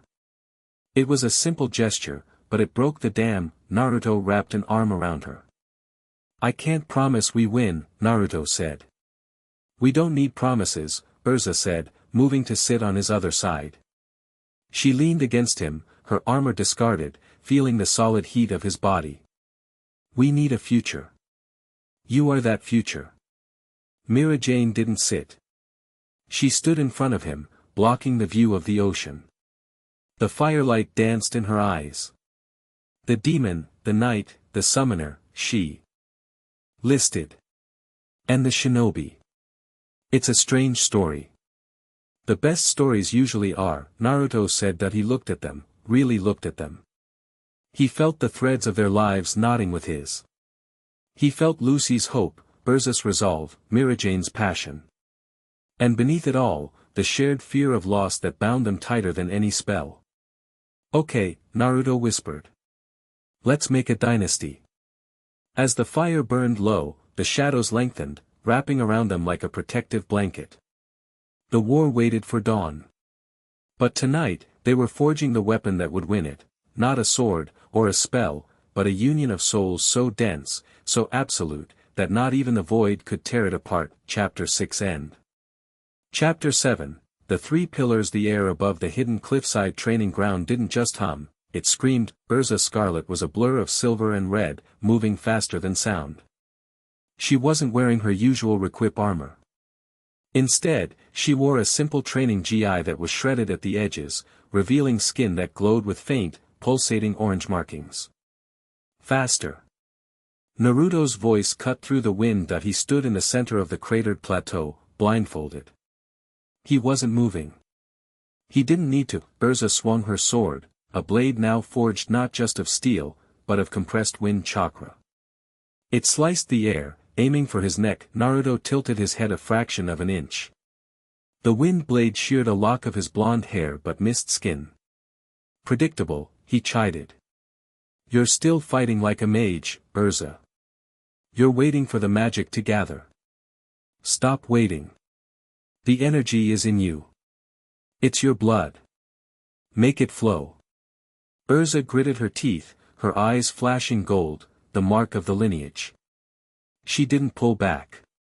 She twisted her wrist, channeling the heavy, molten heat in her veins. Chakra load, Titania's roar. The sword erupted in a geyser of blue flame. She slammed it into the ground. The explosion wasn't magical, it was physical. The shockwave cracked the plateau in half. Naruto finally moved, backflipping effortlessly onto a floating chunk of rock, grinning. Better, he said, lifting the blindfold. You're angry. Good. Use it. Before he could land, a shadow enveloped him. Don't forget about me, a voice purred from the darkness. Mirajane dropped from the sky. She was in her human form, but she didn't look human. A translucent, skeletal ribcage of red chakra, a partial Susanoo-like construct derived from the tailed beast cloak, formed around her. She swung a massive claw of energy. Naruto caught the claw with one hand. The ground beneath him pulverized into dust. You're relying too much on the cloak, Mira, Naruto grunted, holding back the immense pressure. You're a demon. The cloak is just a coat. You wear it, it doesn't wear you. It wants to eat. Mirajane laughed, her eyes black with red irises. It wants to eat you. Tell it to get in line. Naruto retorted that he shoved her back with a burst of gravity-defying force. As she skidded back, Lucy was already there. Lucy didn't have the raw speed of Erza or the brute force of Mirajane. She stood calmly at the edge of the field, holding her whip. But the whip was writhing like a living snake, infused with sage energy. Star dress, 9, tails form, Lucy whispered, her outfit shifted, golden silk, fox ears formed of light, and 9 ethereal tails of starlight fanning out behind her. She didn't attack Naruto directly. She cracked the whip at the space around him, the air solidified. Naruto froze. He couldn't move his arms. Sealing jutsu. Naruto raised an eyebrow, genuinely impressed. You learned the Uzumaki chains? I improvised, Lucy said, sweating, her hands trembling from the strain of holding a Kage-level entity in place. The stars hold their position in the sky. I just applied that gravity to you. Naruto tested the bonds. They held. For a second, then he flared his power. Not a lot. Just a pulse, the golden chains shattered like glass. The shockwave knocked all three women off their feet, sending them tumbling into the grass. Silence settled over the training ground. Broken only by their heavy breathing, Naruto walked over to them, offering a hand to Lucy first. We lasted 3 minutes, Erza panted, wiping dirt from her cheek. She looked frustrated. Against a blindfolded opponent who wasn't fighting back. 3 minutes against a Jinchuriki is a lifetime for most armies, Naruto corrected, pulling Lucy up, then Erza. Mirajane floated up on her own, the red cloak dissipating into steam. It's not enough, Erza insisted. She looked at her hands. The orange markings were fading, sinking back under her skin. Valder erased a mountain range, Naruto. We need to be stronger. You aren't just mages anymore, Naruto said, his voice serious. He walked the line, looking each of them in the eye. You are the pillars. Erza, you are the body, the durability, the weapon. Mira, you are the spirit, the wild, destructive force. Lucy, you are the mind, the control, the seal. He tapped his own chest. And I am the source. We are a closed loop now. The more you fight, the more my chakra adapts to you. The more it changes you. We can feel it, Mirajane said, stepping close, running a hand down his arm. Her touch lingered, electric. My hunger, it's different now. I don't crave food. I crave proximity. That's the biological rewrite, Naruto said bluntly. We're a hive now. A family. Erza flushed, but she didn't look away. A dynasty. Exactly, Naruto nodded. Now, go wash up. The council summoned us. And I have a feeling the politics are going to be dirtier than the sparring. The temporary council headquarters was a bunker carved deep into the limestone cliffs of the eastern coast, shielded by layers of ancient enchantments. The atmosphere inside was suffocating. The surviving 10 wizard saints sat at a long stone table. They looked haggard, terrified, and desperate, when Naruto entered, flanked by Erza, Mirajane, and Lucy. The temperature in the room dropped, the guards at the door didn't ask for weapons. They instinctively knew that taking swords from these four would be like trying to disarm a hurricane. Chairman Hiberian sat at the head of the table. He looked like a man who hadn't slept in a month. Outlander, Hiberian greeted, his voice dry. And the faction of Fairy Tail. We go by Team 7 now, Naruto said dryly, taking a seat without being offered one. He kicked his feet up onto the stone table, crossing his ankles. Cut to the chase, Hiberian. I smell fear on you. And betrayal. The room went deadly silent. Hiberian stiffened. Betrayal is a strong word. Then give me the weak word, Naruto said, his blue eyes boring into the old man. You received a message from Valder. A murmur ran through the saints. How did you? I'm a censor, Naruto interrupted. I can feel the residue of void magic on that scroll in your pocket. It smells like rot. Valder made you an offer. Hiberian sighed, a sound of defeat. He pulled a black scroll from his robe. He offers a truce. He claims his quarrel is with the anomaly, you. He says that if we excise the foreign agent, he will spare the eastern continent. He wants you, Erza said, her voice turning to ice. Her hand drifted to the sword at her hip. And you are considering it? We have millions of civilians, the counselor shouted, standing up. We are facing extinction. If handing over one stranger can save our families, it is a calculation we must make. Sit down, Mirajane said. She didn't shout. She smiled.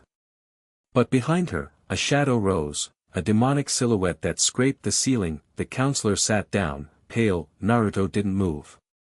He kept his feet on the table. He looked at Hiberian. You think Valder keeps promises? Naruto asked softly. He's a void monarch. He doesn't want territory. He wants zero. No. You hand me over, he eats me, absorbs my chakra, and then he has the energy to erase this entire planet in a blink. I'm the only thing choking him. We cannot take that risk. Hiberian slammed his hand on the table. We are the council. We decide the fate of Earthland.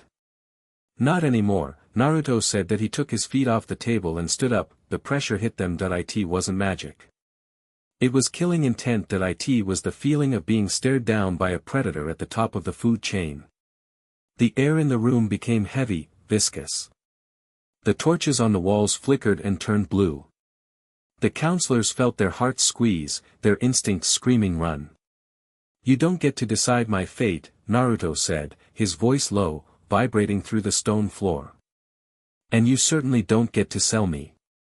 Guards! Hiberian shrieked, panic taking over. Seize him. Seize the women. They are corrupted. 20 elite rune knights burst from the shadows, spears lowered. Naruto didn't even look at them. Erza, he said. Erza moved. It was a single, fluid motion. She drew her sword. She didn't strike the knights. She struck the air in front of them. A wave of kinetic force blasted the knights backward, pinning them against the stone walls.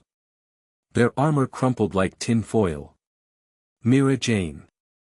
The demoness laughed. She snapped her fingers. Dark tendrils erupted from the shadows, binding the counselors to their chairs. Not hurting them, but holding them in a grip of iron terror. Lucy. Lucy stepped forward. She placed a gold key on the table. Gate of the Ram, Ares. Wool, pink, fluffy, and suffocating, filled the room's exits, sealing the bunker tight. We aren't corrupted, Lucy said, her voice steady, eyes glowing with the faint golden hue of the bond. We are evolved. And we answer to him. Naruto walked to the head of the table. Hiberian was trembling, unable to move under the weight of Naruto's presence. Naruto leaned down, placing both hands on the table. There is no truce, Naruto whispered. There is only the war. And from this moment on, the council doesn't run the war. I do. This is a coup, Hiberian gasped. No, Naruto corrected, straightening up. This is a rescue. I'm saving you from your own cowardice. He turned to his team. We're leaving. We're going to the void. What? Hiberian blinked. You're attacking. I'm done waiting for him to come to me, Naruto said, adjusting his cape. I'm going to kick down his front door. And if any of you try to stop me, or try to sell me out again. He let his eyes shift to the fox's slit pupils for a split second. I'll show you why they call me a disaster. The walk back to the airship was silent, the wind whipped at their clothes. The ocean below crashed against the cliffs.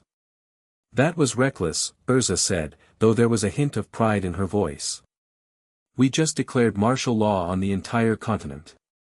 They were going to kill us, Erza, Lucy said, shivering. I saw it in their eyes. They were terrified. Fear makes people stupid, Naruto said. He stopped walking and leaned against a rock, looking out at the dark horizon where the void storm swirled. But we needed to cut the strings. We can't have them stabbing us in the back while we fight a god. He looked at the three of them. You defended me back there. You are the anchor, Mirajane said, stepping close to him. We protect the anchor. It was more than that, Naruto said. He reached out, touching Mirajane's cheek, then Erza's shoulder. You stood against your own world for me. You are our world now, Naruto, Erza said softly. She placed her hand over his on her shoulder. We meant what we said. The lineage, the bond, it goes both ways. We don't just take your power. We give you our loyalty. Absolute. Naruto felt a warmth spread through his chest, not chakra, but something human. Something he hadn't felt since the swing set, since Irika, since Hinata. But this was different. This was forged in the fire of extinction. Tonight, Naruto said, his voice dropping. We rest. Tomorrow, we enter the god's domain. It's going to be hell. We like hell, Mirajane smirked, leaning into his touch. It's warm there. And, Lucy added, stepping into the circle, we're going together. Naruto looked at them, his pillars. He realized poor Yusuke was right. The biological sync was nearly complete. Their scents had mingled. Their chakra signatures were harmonizing into a single, terrifying frequency that he pulled them in, a four-way embrace that was as much a tactical recharging of batteries as it was a desperate hold on life. Chapter 7, Naruto whispered to the wind, a strange meta-comment that only he understood. The calm before the end. He released them, his face hardening into the mask of the general. Let's go home. We have a war to win. Chapter 7 End. Chapter 8, The God's Domain. The breach point was located at the exact geographic center of the devastation, ground zero of the first void storm. Here, the laws of physics had filed for divorce. The sky wasn't black or white, it was a static hiss of visual noise. Rocks floated upwards. Rain fell sideways. The air tasted like aluminum foil. Naruto stood at the edge of the cliff, looking down into the swirling vortex that served as the throat of the enemy. This is it, he said. His voice didn't echo. The sound died the moment it left his lips. Behind him, Erza, Mirajane, and Lucy stood linked. Literally. A visible tether of golden chakra connected Naruto's lower back to their solar plexuses, like an umbilical cord of light. It was the only thing keeping their magical cores from collapsing under the atmospheric pressure of the breach. We don't summon a spirit to get in, Lucy said, her voice trembling but determined. She held the key to the celestial spirit gate, but she held it backward, the handle pointing out. We invert the summon. We force the gate to pull us. Do it, Naruto commanded. Lucy slammed the key into the empty air. Forced gate, inverse opening. The world screamed. A vacuum formed, not of wind, but of gravity. It grabbed them. There was no falling sensation, just an instant, sickening transition from somewhere to nowhere. They landed on a surface that felt like glass, but rippled like water. The void dimension that it was a place of terrifying sterility. There was no horizon, only an endless expanse of pale gray geometry. Cubes, spheres, and pyramids floated in the distance, shifting and rotating in silence. Above them, a black sun pulsated, sucking in light rather than emitting it. My magic.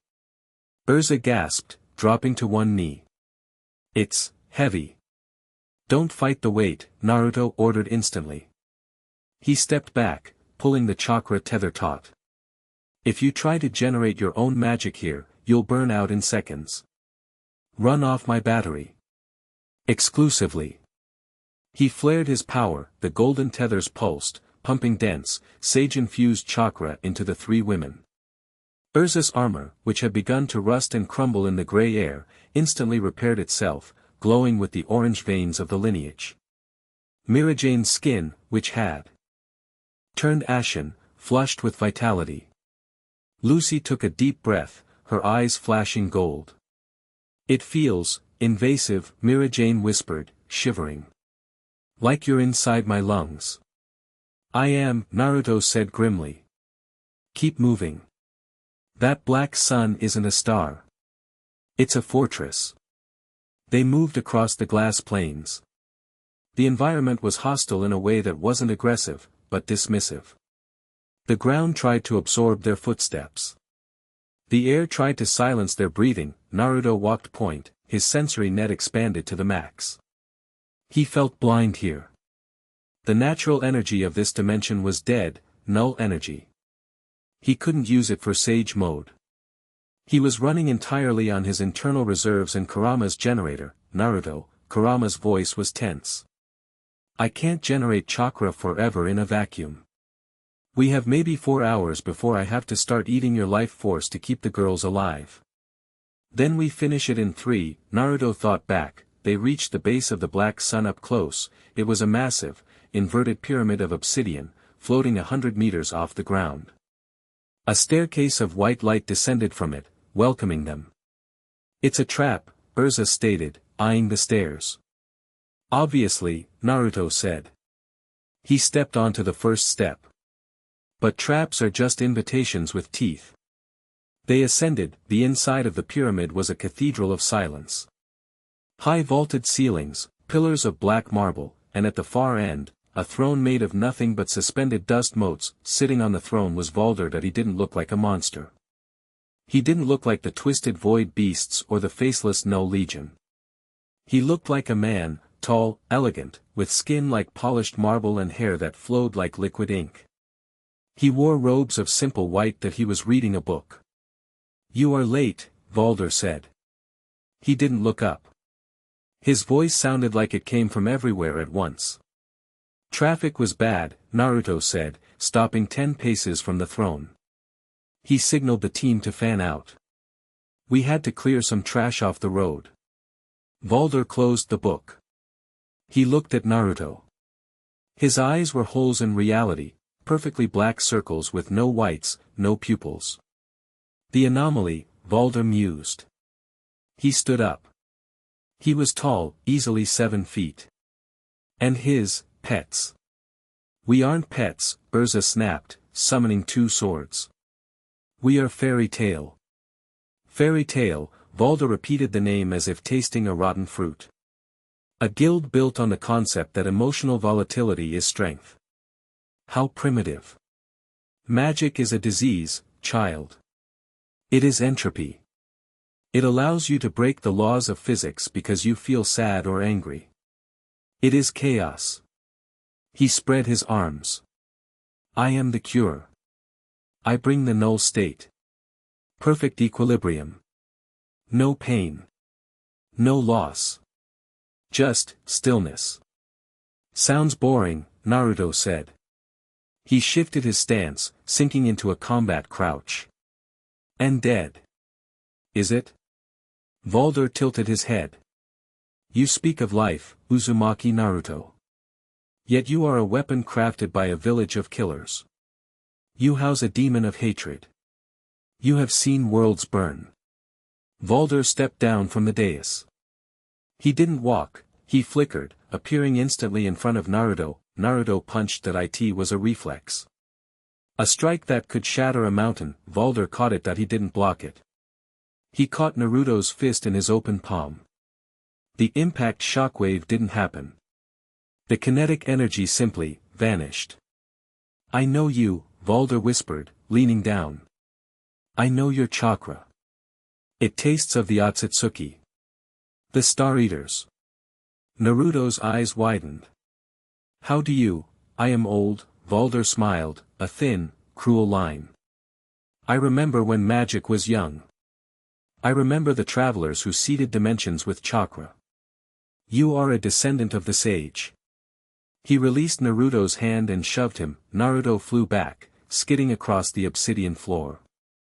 Erza and Mirajane lunged instantly. Requip, purgatory armor. Satan soul, Citri. Valder didn't even look at them. He waved a hand. Sit. Gravity increased 1,000-fold. Erza and Mirajane were slammed into the floor. The stone cracked beneath them. Their bones groaned under the pressure. Lucy, further back, collapsed. Gasping for air. Weak, Valder scoffed. They are biological errors. They bleed. They cry. They rot. He walked toward Naruto, who was standing up, shaking off the hit. But you, Valder said, stopping. You are sustainable. A self-contained ecosystem of energy. You don't belong here, Naruto. This world is dying. Why die with it? Valder raised a hand. The air beside him shimmered. A window opened in a void. Through the window, Naruto saw a village, leaves rustling in the wind. The Hokage monument basking in the sun. He saw the ramen shop. He saw Shikamaru walking down the street with a stack of papers. He saw himself. A younger version, or perhaps a future he hadn't lived yet, Konoha. I can send you back, Valder offered softly. The rift you came through is still scarring my domain. I can invert it. One push, and you are home. No more void. No more dying witches. Naruto stared at the image. The nostalgia hit him like a physical blow. The smell of the air, the sound of the cicadas. Home. And them? Naruto asked, his voice low, pointing at the girls pinned to the floor. They are part of the equation I must balance, Valder said indifferently. They remain. They fade. The world returns to zero. Naruto looked at Erza. She was struggling to lift her head, blood trickling from her nose. She saw the window. She saw the longing in Naruto's eyes. Go, Erza wheezed, her voice crushed by gravity. Naruto, go. Don't be stupid, Mirajane hissed, trying to move her hand. He belongs there. Lucy was crying silently, her eyes fixed on Naruto. She didn't speak. She just looked at him with a heartbreaking acceptance. They knew. They knew they were dragging him down. Naruto looked at the window. Then he looked at Valder. You did your homework, Naruto said. You know exactly what buttons to push. Logic dictates the path of least resistance, Valder said. Leave the broken things. Save yourself. Naruto closed his eyes. He took a deep breath. He remembered the swing. He remembered the loneliness. But he also remembered the promise he made to himself. I never go back on my word. He opened his eyes. The geometric patterns of the lineage glowed so bright they turned the obsidian floor gold. You missed one thing, Naruto said. And what is that? I don't abandon my family. Naruto moved. He didn't attack Valder. He attacked the window. Rasengan. He slammed the spinning sphere of chakra into the image of Konoha. The portal shattered like glass, the image of the leaf village dissolving into sparkles of light. Valder's expression shifted. For the first time, there was annoyance. Irrational. Yeah, Naruto growled, turning to face him. The chakra flared, red, gold, and orange, creating a vortex that pushed back Valder's gravity field. That's what makes us human, you pale freak. The pressure on the girls lifted. Naruto raised his hand. The golden tethers connecting him to them pulsed violently. Erza. Mira. Lucy. Sync up. The three women scrambled to their feet. They didn't hesitate. They felt his rejection of the offer. They felt the absolute, unshakable loyalty radiating from him. It fueled a fire in them that transcended magic. Requip, Nakagami armor. Erza screamed, donning the armor that could cut space. But this time, the halberd was wreathed in Kurama's chakra. Satan's soul, Mirajane Sila. Mirajane commanded, entering the form of the Aetherius demon, boosted by sage energy. Star dress, Aquarius form. Lucy shouted, water flowing from nowhere, mixing with the golden light. You rejected paradise for dust, Valder said coldly. The air around him began to warp. The black sun above the pyramid began to descend, crushing the roof. Then you will become dust. We aren't dust, Naruto roared, entering baryon mode, not the full suicide version, but a controlled burn of the ether nano fusion he had mastered. His cloak turned blood red, heavy and dense. He pointed at the god. We are the storm. Valder snapped his fingers. The floor exploded.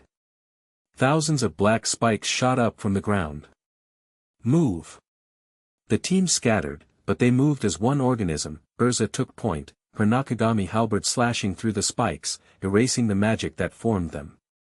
Grand Chariot. She unleashed a 7-star strike, not of light, but of pure kinetic destruction. Valder blocked it with a barrier of silence. But the impact shook him. Mirajane appeared in his blind spot. She grabbed the barrier with her hands. Macro. She ordered the barrier to shatter. It didn't break, but it cracked. Lucy, from the back, used the opening. Uranometria. The stars fell, infused with Naruto's Rasengan rotation. They hammered the cracked barrier. Valder frowned. He flicked his wrist, sending a wave of erasure at Lucy. Naruto intercepted it. He took the hit with his body. The erasure wave hit his chakra cloak and sizzled, trying to delete him. Naruto roared, pushing back against existence itself. I told you. Naruto yelled, his skin burning, his regeneration factor working overdrive.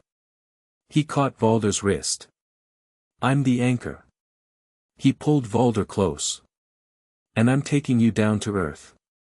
Naruto headbutt the god. It was a crude, ugly move. Forehead to forehead, there was a sound like a gong being struck underwater. A shockwave ripple of gold and black energy exploded outward, blowing the walls of the pyramid out into the void. Valder stumbled back, a crack appearing on his porcelain mask. He touched the crack. He looked at his finger. There was a substance there. Not blood. But doubt. You hurt me, Valder whispered. The tone was no longer indifferent. It was wrathful. The black sun crashed through the ceiling, hovering just feet above Valder's head. He raised his hands, absorbing the star. His form changed. The white robes burned away, replaced by armor made of the void itself. He grew larger, his presence becoming a suffocating weight that threatened to collapse their lungs. Playtime is over, anomaly, Valder's voice boomed, shaking the dimension. I offered you a door. Now, I will give you a grave. Naruto stood up, wiping blood from his forehead. He grinned. A feral, fox-like grin. He looked back at his team. They were battered, bruised, but standing tall. They were glowing with his light. They were ready. He's pissed, Naruto laughed breathlessly.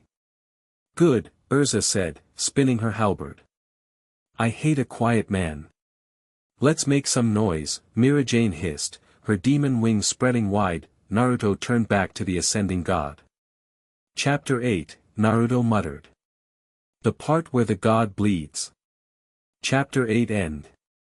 Chapter 9, the eclipse. The dimension didn't scream anymore. It ceased to be. Valder had become a silhouette of absolute negation. The armor he wore wasn't metal, it was a localized event horizon. The black sun he had absorbed pulsed in his chest, a dark heart beating a rhythm that cancelled out existing matter. The ruins of the obsidian pyramid.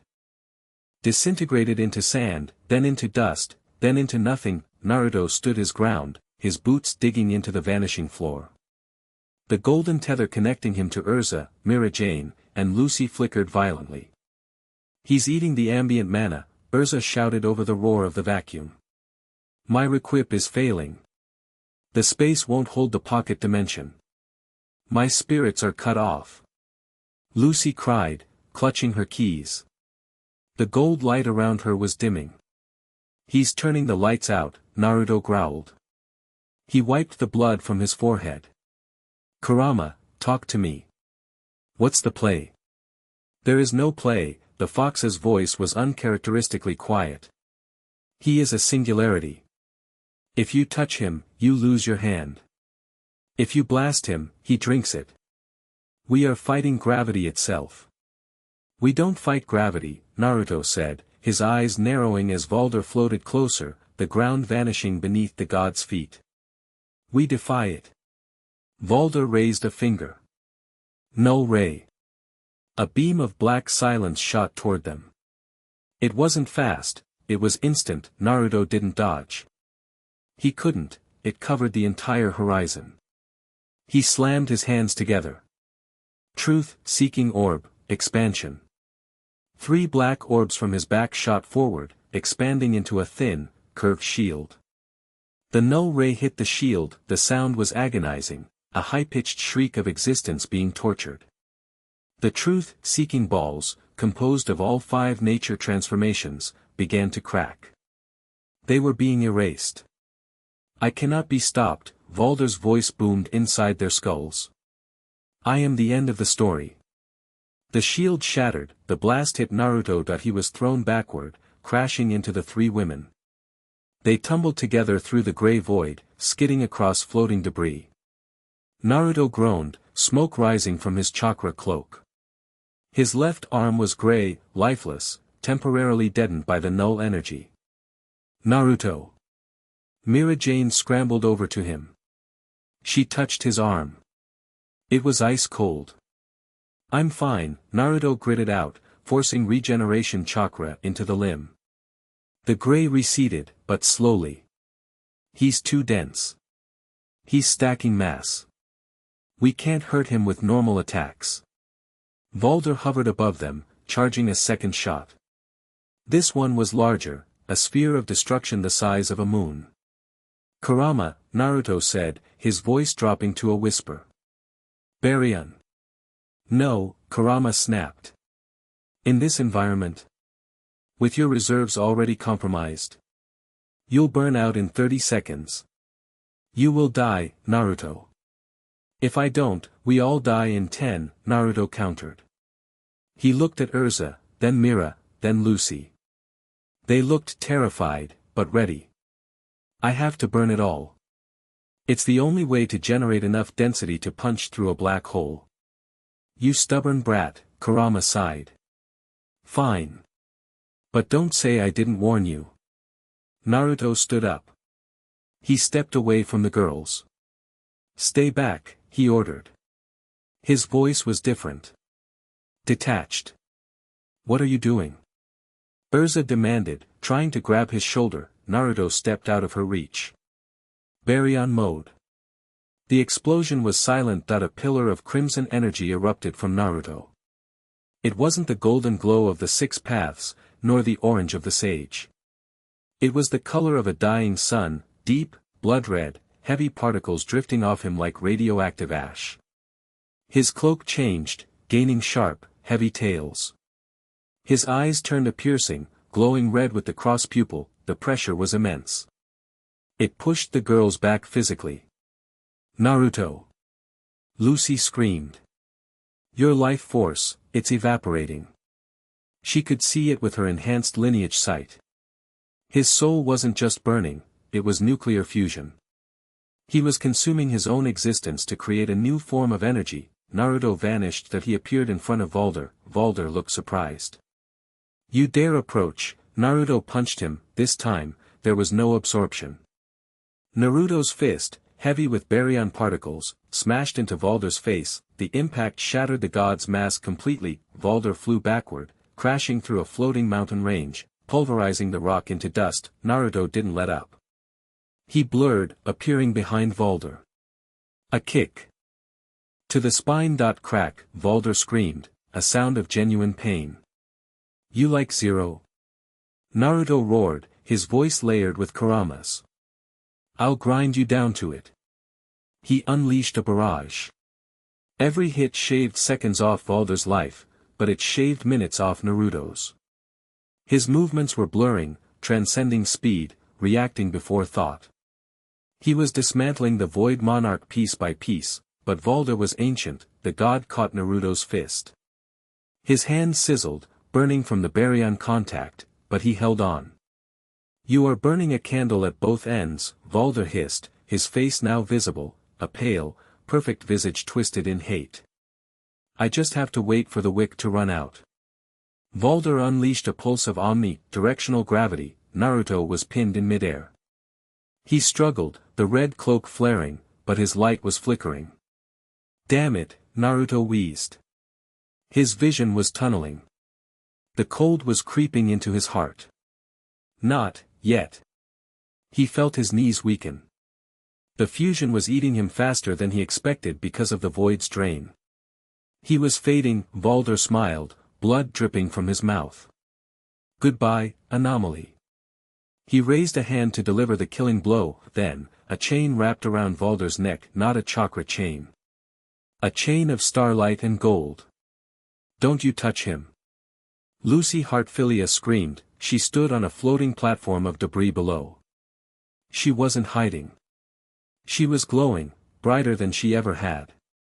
Erza. Mira. Lucy yelled. Reverse the flow. What? Erza looked at the golden tether still connecting them to Naruto. It was thin, dying. He fed us. Lucy cried, tears streaming down her face. He gave us his blood. He gave us his life. Now give it back. Pour everything you have into the link. Be the generator. Erza understood instantly. She didn't think about reserves. She didn't think about survival. She grabbed the tether with both hands. Second origin, release. Erza screamed. She dumped her entire magical core into the bond. Mirajane didn't hesitate. She grabbed the line. Satan's soul, Allegri. She poured every ounce of demonic curse power she possessed into the connection. Lucy added the celestial magic, the power of the stars themselves. The tether snapped taut that it didn't pulse from Naruto to them. It pulsed from them to him. Naruto, hanging limp in Valder's grip, felt that it wasn't just chakra. It was magic. It was raw, emotional, volatile ether nano. It slammed into his back like a freight train. Usually, this would kill a shinobi. Magic and chakra didn't mix easily, but Naruto wasn't just a shinobi anymore. And they weren't just mages, they were the lineage. Their bodies had been adapted to his. Their magic had been tuned to his frequency. The energy flooded his core. It acted as fuel. The baryon fusion reactor, which was eating his life, suddenly found a new source to burn. It began to burn their magic instead of his soul. Naruto's eyes snapped open. The red cloak didn't just stabilize. It evolved. The crimson darkened to a deep violet. Gold markings, fairy tale guild marks, appeared on the back of the cloak. The heavy particles turned into swirling stars. What? Valder gasped, looking at the energy surge. This is impossible. You are separate entities. Naruto looked up. His face was wild, ferocious, but his eyes were clear. We are a dynasty. Naruto whispered. He broke Valder's grip with a flex of his arm. He grabbed the god by the throat. And you're trespassing. Naruto raised his other hand. Sage art, fairy tale Rasengan. Supernova. He didn't form a sphere. He formed a galaxy. A swirling vortex of red baryon energy, Erza's steel will, Mira's demonic hunger, and Lucy's starlight. It was a ball of chaotic, beautiful destruction. Valder stared at it. For the first time, the Void Monarch looked small. No. Valder whispered. Zero is, absolute. Zero is nothing, Naruto roared. One is everything. He slammed the attack into Valder's chest. There was no sound. The impact was so great it skipped the auditory spectrum and went straight to thermal. Valder didn't explode. He was rewritten. The energy washed over him, filling the void in his soul with too much life. He shrieked as his very concept was undone. The black armor turned white, then gold, then dissolved into light. Impossible. Valder's scream echoed across dimensions as he was atomized. The black sun behind him imploded, unable to sustain itself against the surge of creation energy. The blast wave expanded. It wiped the void dimension clean. The gray skies burned away to reveal a blinding white. Naruto floated in the center of the white light, the violet cloak fading. He looked down. Erza, Mira, and Lucy were floating there, unconscious, drained of every drop of magic. They were falling into the white abyss. Naruto moved. His body was screaming. His chakra network was fried. But he dove. He caught Erza first, pulling her to his chest. Then he snagged Mira by the wrist. Then Lucy. He gathered them close, wrapping his tattered cape around them. A cocoon of the last dregs of his power. I got you, he whispered, his vision going dark. I got you. The dimension collapsed around them, somewhere between worlds it was warm, that was the first thing Erza noticed. It wasn't the cold of the void. It was the warmth of sunlight on grass. She opened her eyes, they were back on Earthland, but the landscape had changed. They were lying in the center of what used to be the void zone in the north. The snow was gone. In its place, for miles around, was a lush, green crater. Flowers, sunflowers, cosmos, lilies, were blooming aggressively, growing out of the scorched earth. The sky above was blue. A deep, impossible blue. The storm clouds were gone. Erza sat up, gasping. Her magic was gone, completely empty, but she felt alive. Lucy. Mirajane groaned, stirring in the grass nearby. Lucy was already sitting up, staring at her hands. "We're alive," Lucy whispered. "The bond, it held. Where is he?" Erza panicked, scrambling to her feet. "Here," a voice croaked. They turned. Naruto was lying on his back in a patch of tall grass, staring up at the clouds. He looked terrible. His jacket was gone, his mesh shirt torn to ribbons. His right arm, the one that delivered the final blow, was bandaged in black markings, heavily bruised, but he was breathing. Erza fell to her knees beside him. She reached out, touching his chest. His heart was beating. Slow, steady, strong. "You idiot," Erza choked out, tears spilling over. "You absolute idiot." Naruto turned his head. He looked at her. His eyes were blue again, just blue. No fox pupils. No sage bar. Just Naruto. He smiled. It was a weak, tired smile, but it reached his eyes. "Told you," he rasped. "I don't abandon family." Mirajane crawled over, collapsing on his other side. She rested her head on his stomach. "You destroyed a dimension, Naruto. You literally punched a hole in reality."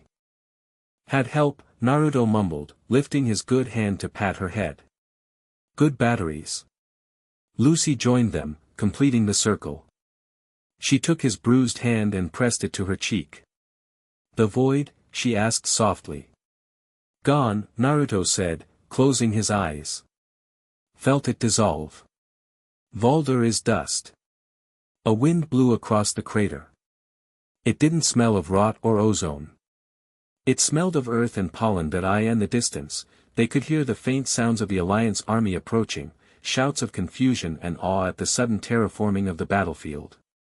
"They're coming," Erza said, wiping her eyes. "The council. The guilds. Let them come," Naruto sighed, relaxing into the grass. He didn't try to get up. He just lay there, surrounded by the three women who had pulled him back from the edge of oblivion. "I'm not going anywhere," he murmured, drifting toward sleep. I think I'll stay here a while." Erza looked at Mirajane and Lucy. They exchanged a look, tired, victorious, and irrevocably bound. "Yes," Erza whispered, leaning down to kiss Naruto's forehead. "You're staying right here." The hero of the Fourth Great Ninja War had finally found a war that ended not in loss, but in a garden. Chapter 9 End. Chapter 10, A New Era. Magnolia didn't just rebuild, it bloomed. 1 year after the event of the void, the town had become something of a pilgrimage site. The crater to the north, where the final battle had taken place, hadn't remained a scar. The intense mixture of ether nano and sage chakra released in that final explosion had acted as a hyperfertilizer. The northern forests were now lush jungles of impossible vibrancy, and the winds that blew down into Fiore carried a scent of ozone and wildflowers that seemed to cure minor ailments just by breathing it in. Naruto Uzumaki walked down the main cobbled street of the town. He wore a high-collared black cloak, similar to his old one, but the back was emblazoned with a new symbol, the swirl of the Uzumaki clan intertwined with the fairy tale emblem, stitched in gold thread. "Morning, Lord Naruto," a baker shouted, tossing him a fresh bun. "Yo," Naruto caught it one-handed, grinning. "I told you, drop the lord." "Just Naruto is fine."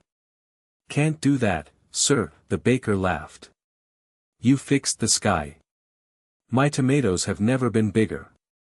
Naruto chuckled, biting into the bread as he continued his walk. He wasn't the Hokage here, he didn't have the hat, but the respect he commanded was absolute. To the people of Earthland, he was the anchor. The man who held the world together when it tried to fall apart. He reached the guild hall. It had been expanded. The timber was new, polished, and reinforced with sealing scripts. Naruto had spent the last 6 months teaching to Levi Mac Garden. He pushed the doors open, the noise hit him instantly. Flying tables, fire breath, ice shards, and laughter. Naruto. Natsu Dragneel launched himself from a brawl with Gray. "Fight me. I learned a new move. Fire Dragon Sage Fist."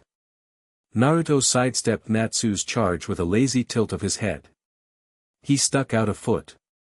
Natsu tripped, crashing face first into a pile of barrels. "Too much wind-up," Naruto critiqued, stepping over him. "You're leaking magic before you strike. Compress it." "Aye, sir." Natsu gave a thumbs up from the debris. Naruto walked to the bar.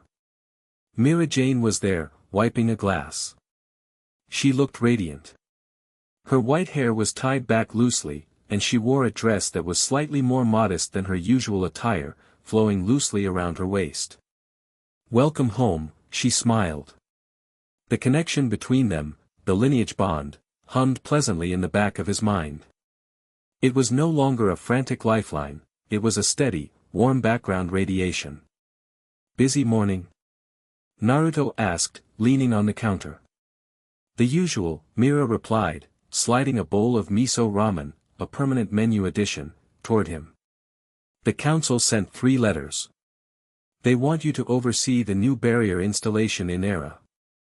"Pass," Naruto slurped the noodles. "Hiberian just wants me there to scare the other nations into signing the treaty. I'm not a scarecrow." "You're a very effective scarecrow, though." Lucy's voice came from the stairs. She walked down, carrying a stack of manuscripts. She looked exhausted but happy. As the guild's primary liaison to the Reformed Magic Council and the author of the new Chronicles of the Void War, she was busier than anyone. She sat on the stool next to him, leaning her head on his shoulder. "Tired?" he asked, bumping her gently. "Writing is harder than fighting gods," she groaned. "But I finished the chapter on the lineage." Naruto paused, his chopsticks halfway to his mouth. "Did you put in the part about the biology?" "I kept it vague," Lucy winked. "Historical record doesn't need to know everything. Just that the 3 of us adapted." The doors to the guild swung open again. The room went quiet for a split second. Erza Scarlet marched in. She wasn't wearing armor. She was wearing a formal council robe, which she immediately stripped off, revealing casual training clothes underneath. She looked annoyed.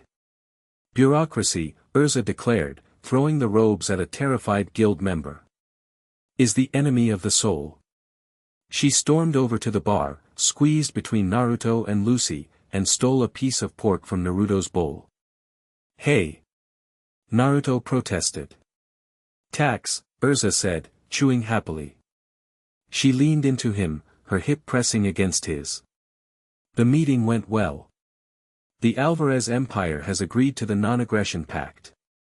Mostly because they heard rumors that the Red Beast is still active." "Red Beast?" Naruto raised an eyebrow. "I thought I was the Golden Fox." "They're talking about me," Erza smirked. "And the new power signature I'm emitting." Naruto looked at the 3 of them. Mirajane behind the bar, Lucy on his right, Erza on his left. The 3 pillars. Over the last year, the physical changes poorly Yusuke predicted had settled in. They were subtle, but undeniable. All 3 women healed at an accelerated rate. Their stamina was monstrous, far exceeding normal S-class mages. And their magic, it had a density to it now.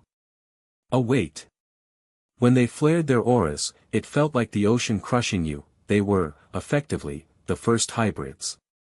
The start of the Chakra dynasty. Master Makarov wants to see us, Erza said, her tone softening. In the office. The master's office was sunlit and dusty.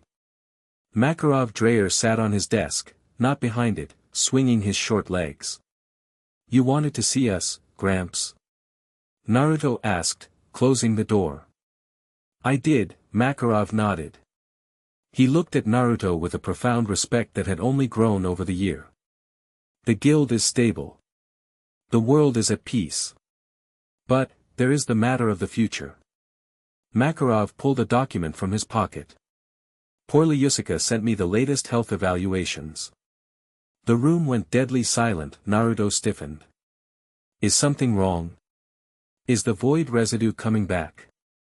No, Makarov smiled, his eyes twinkling. Quite the opposite. It seems the lineage plan was more successful than we anticipated. He looked at the three women. The synchronization of your energies has created a perfect biological environment. The fusion of chakra and magic is stable.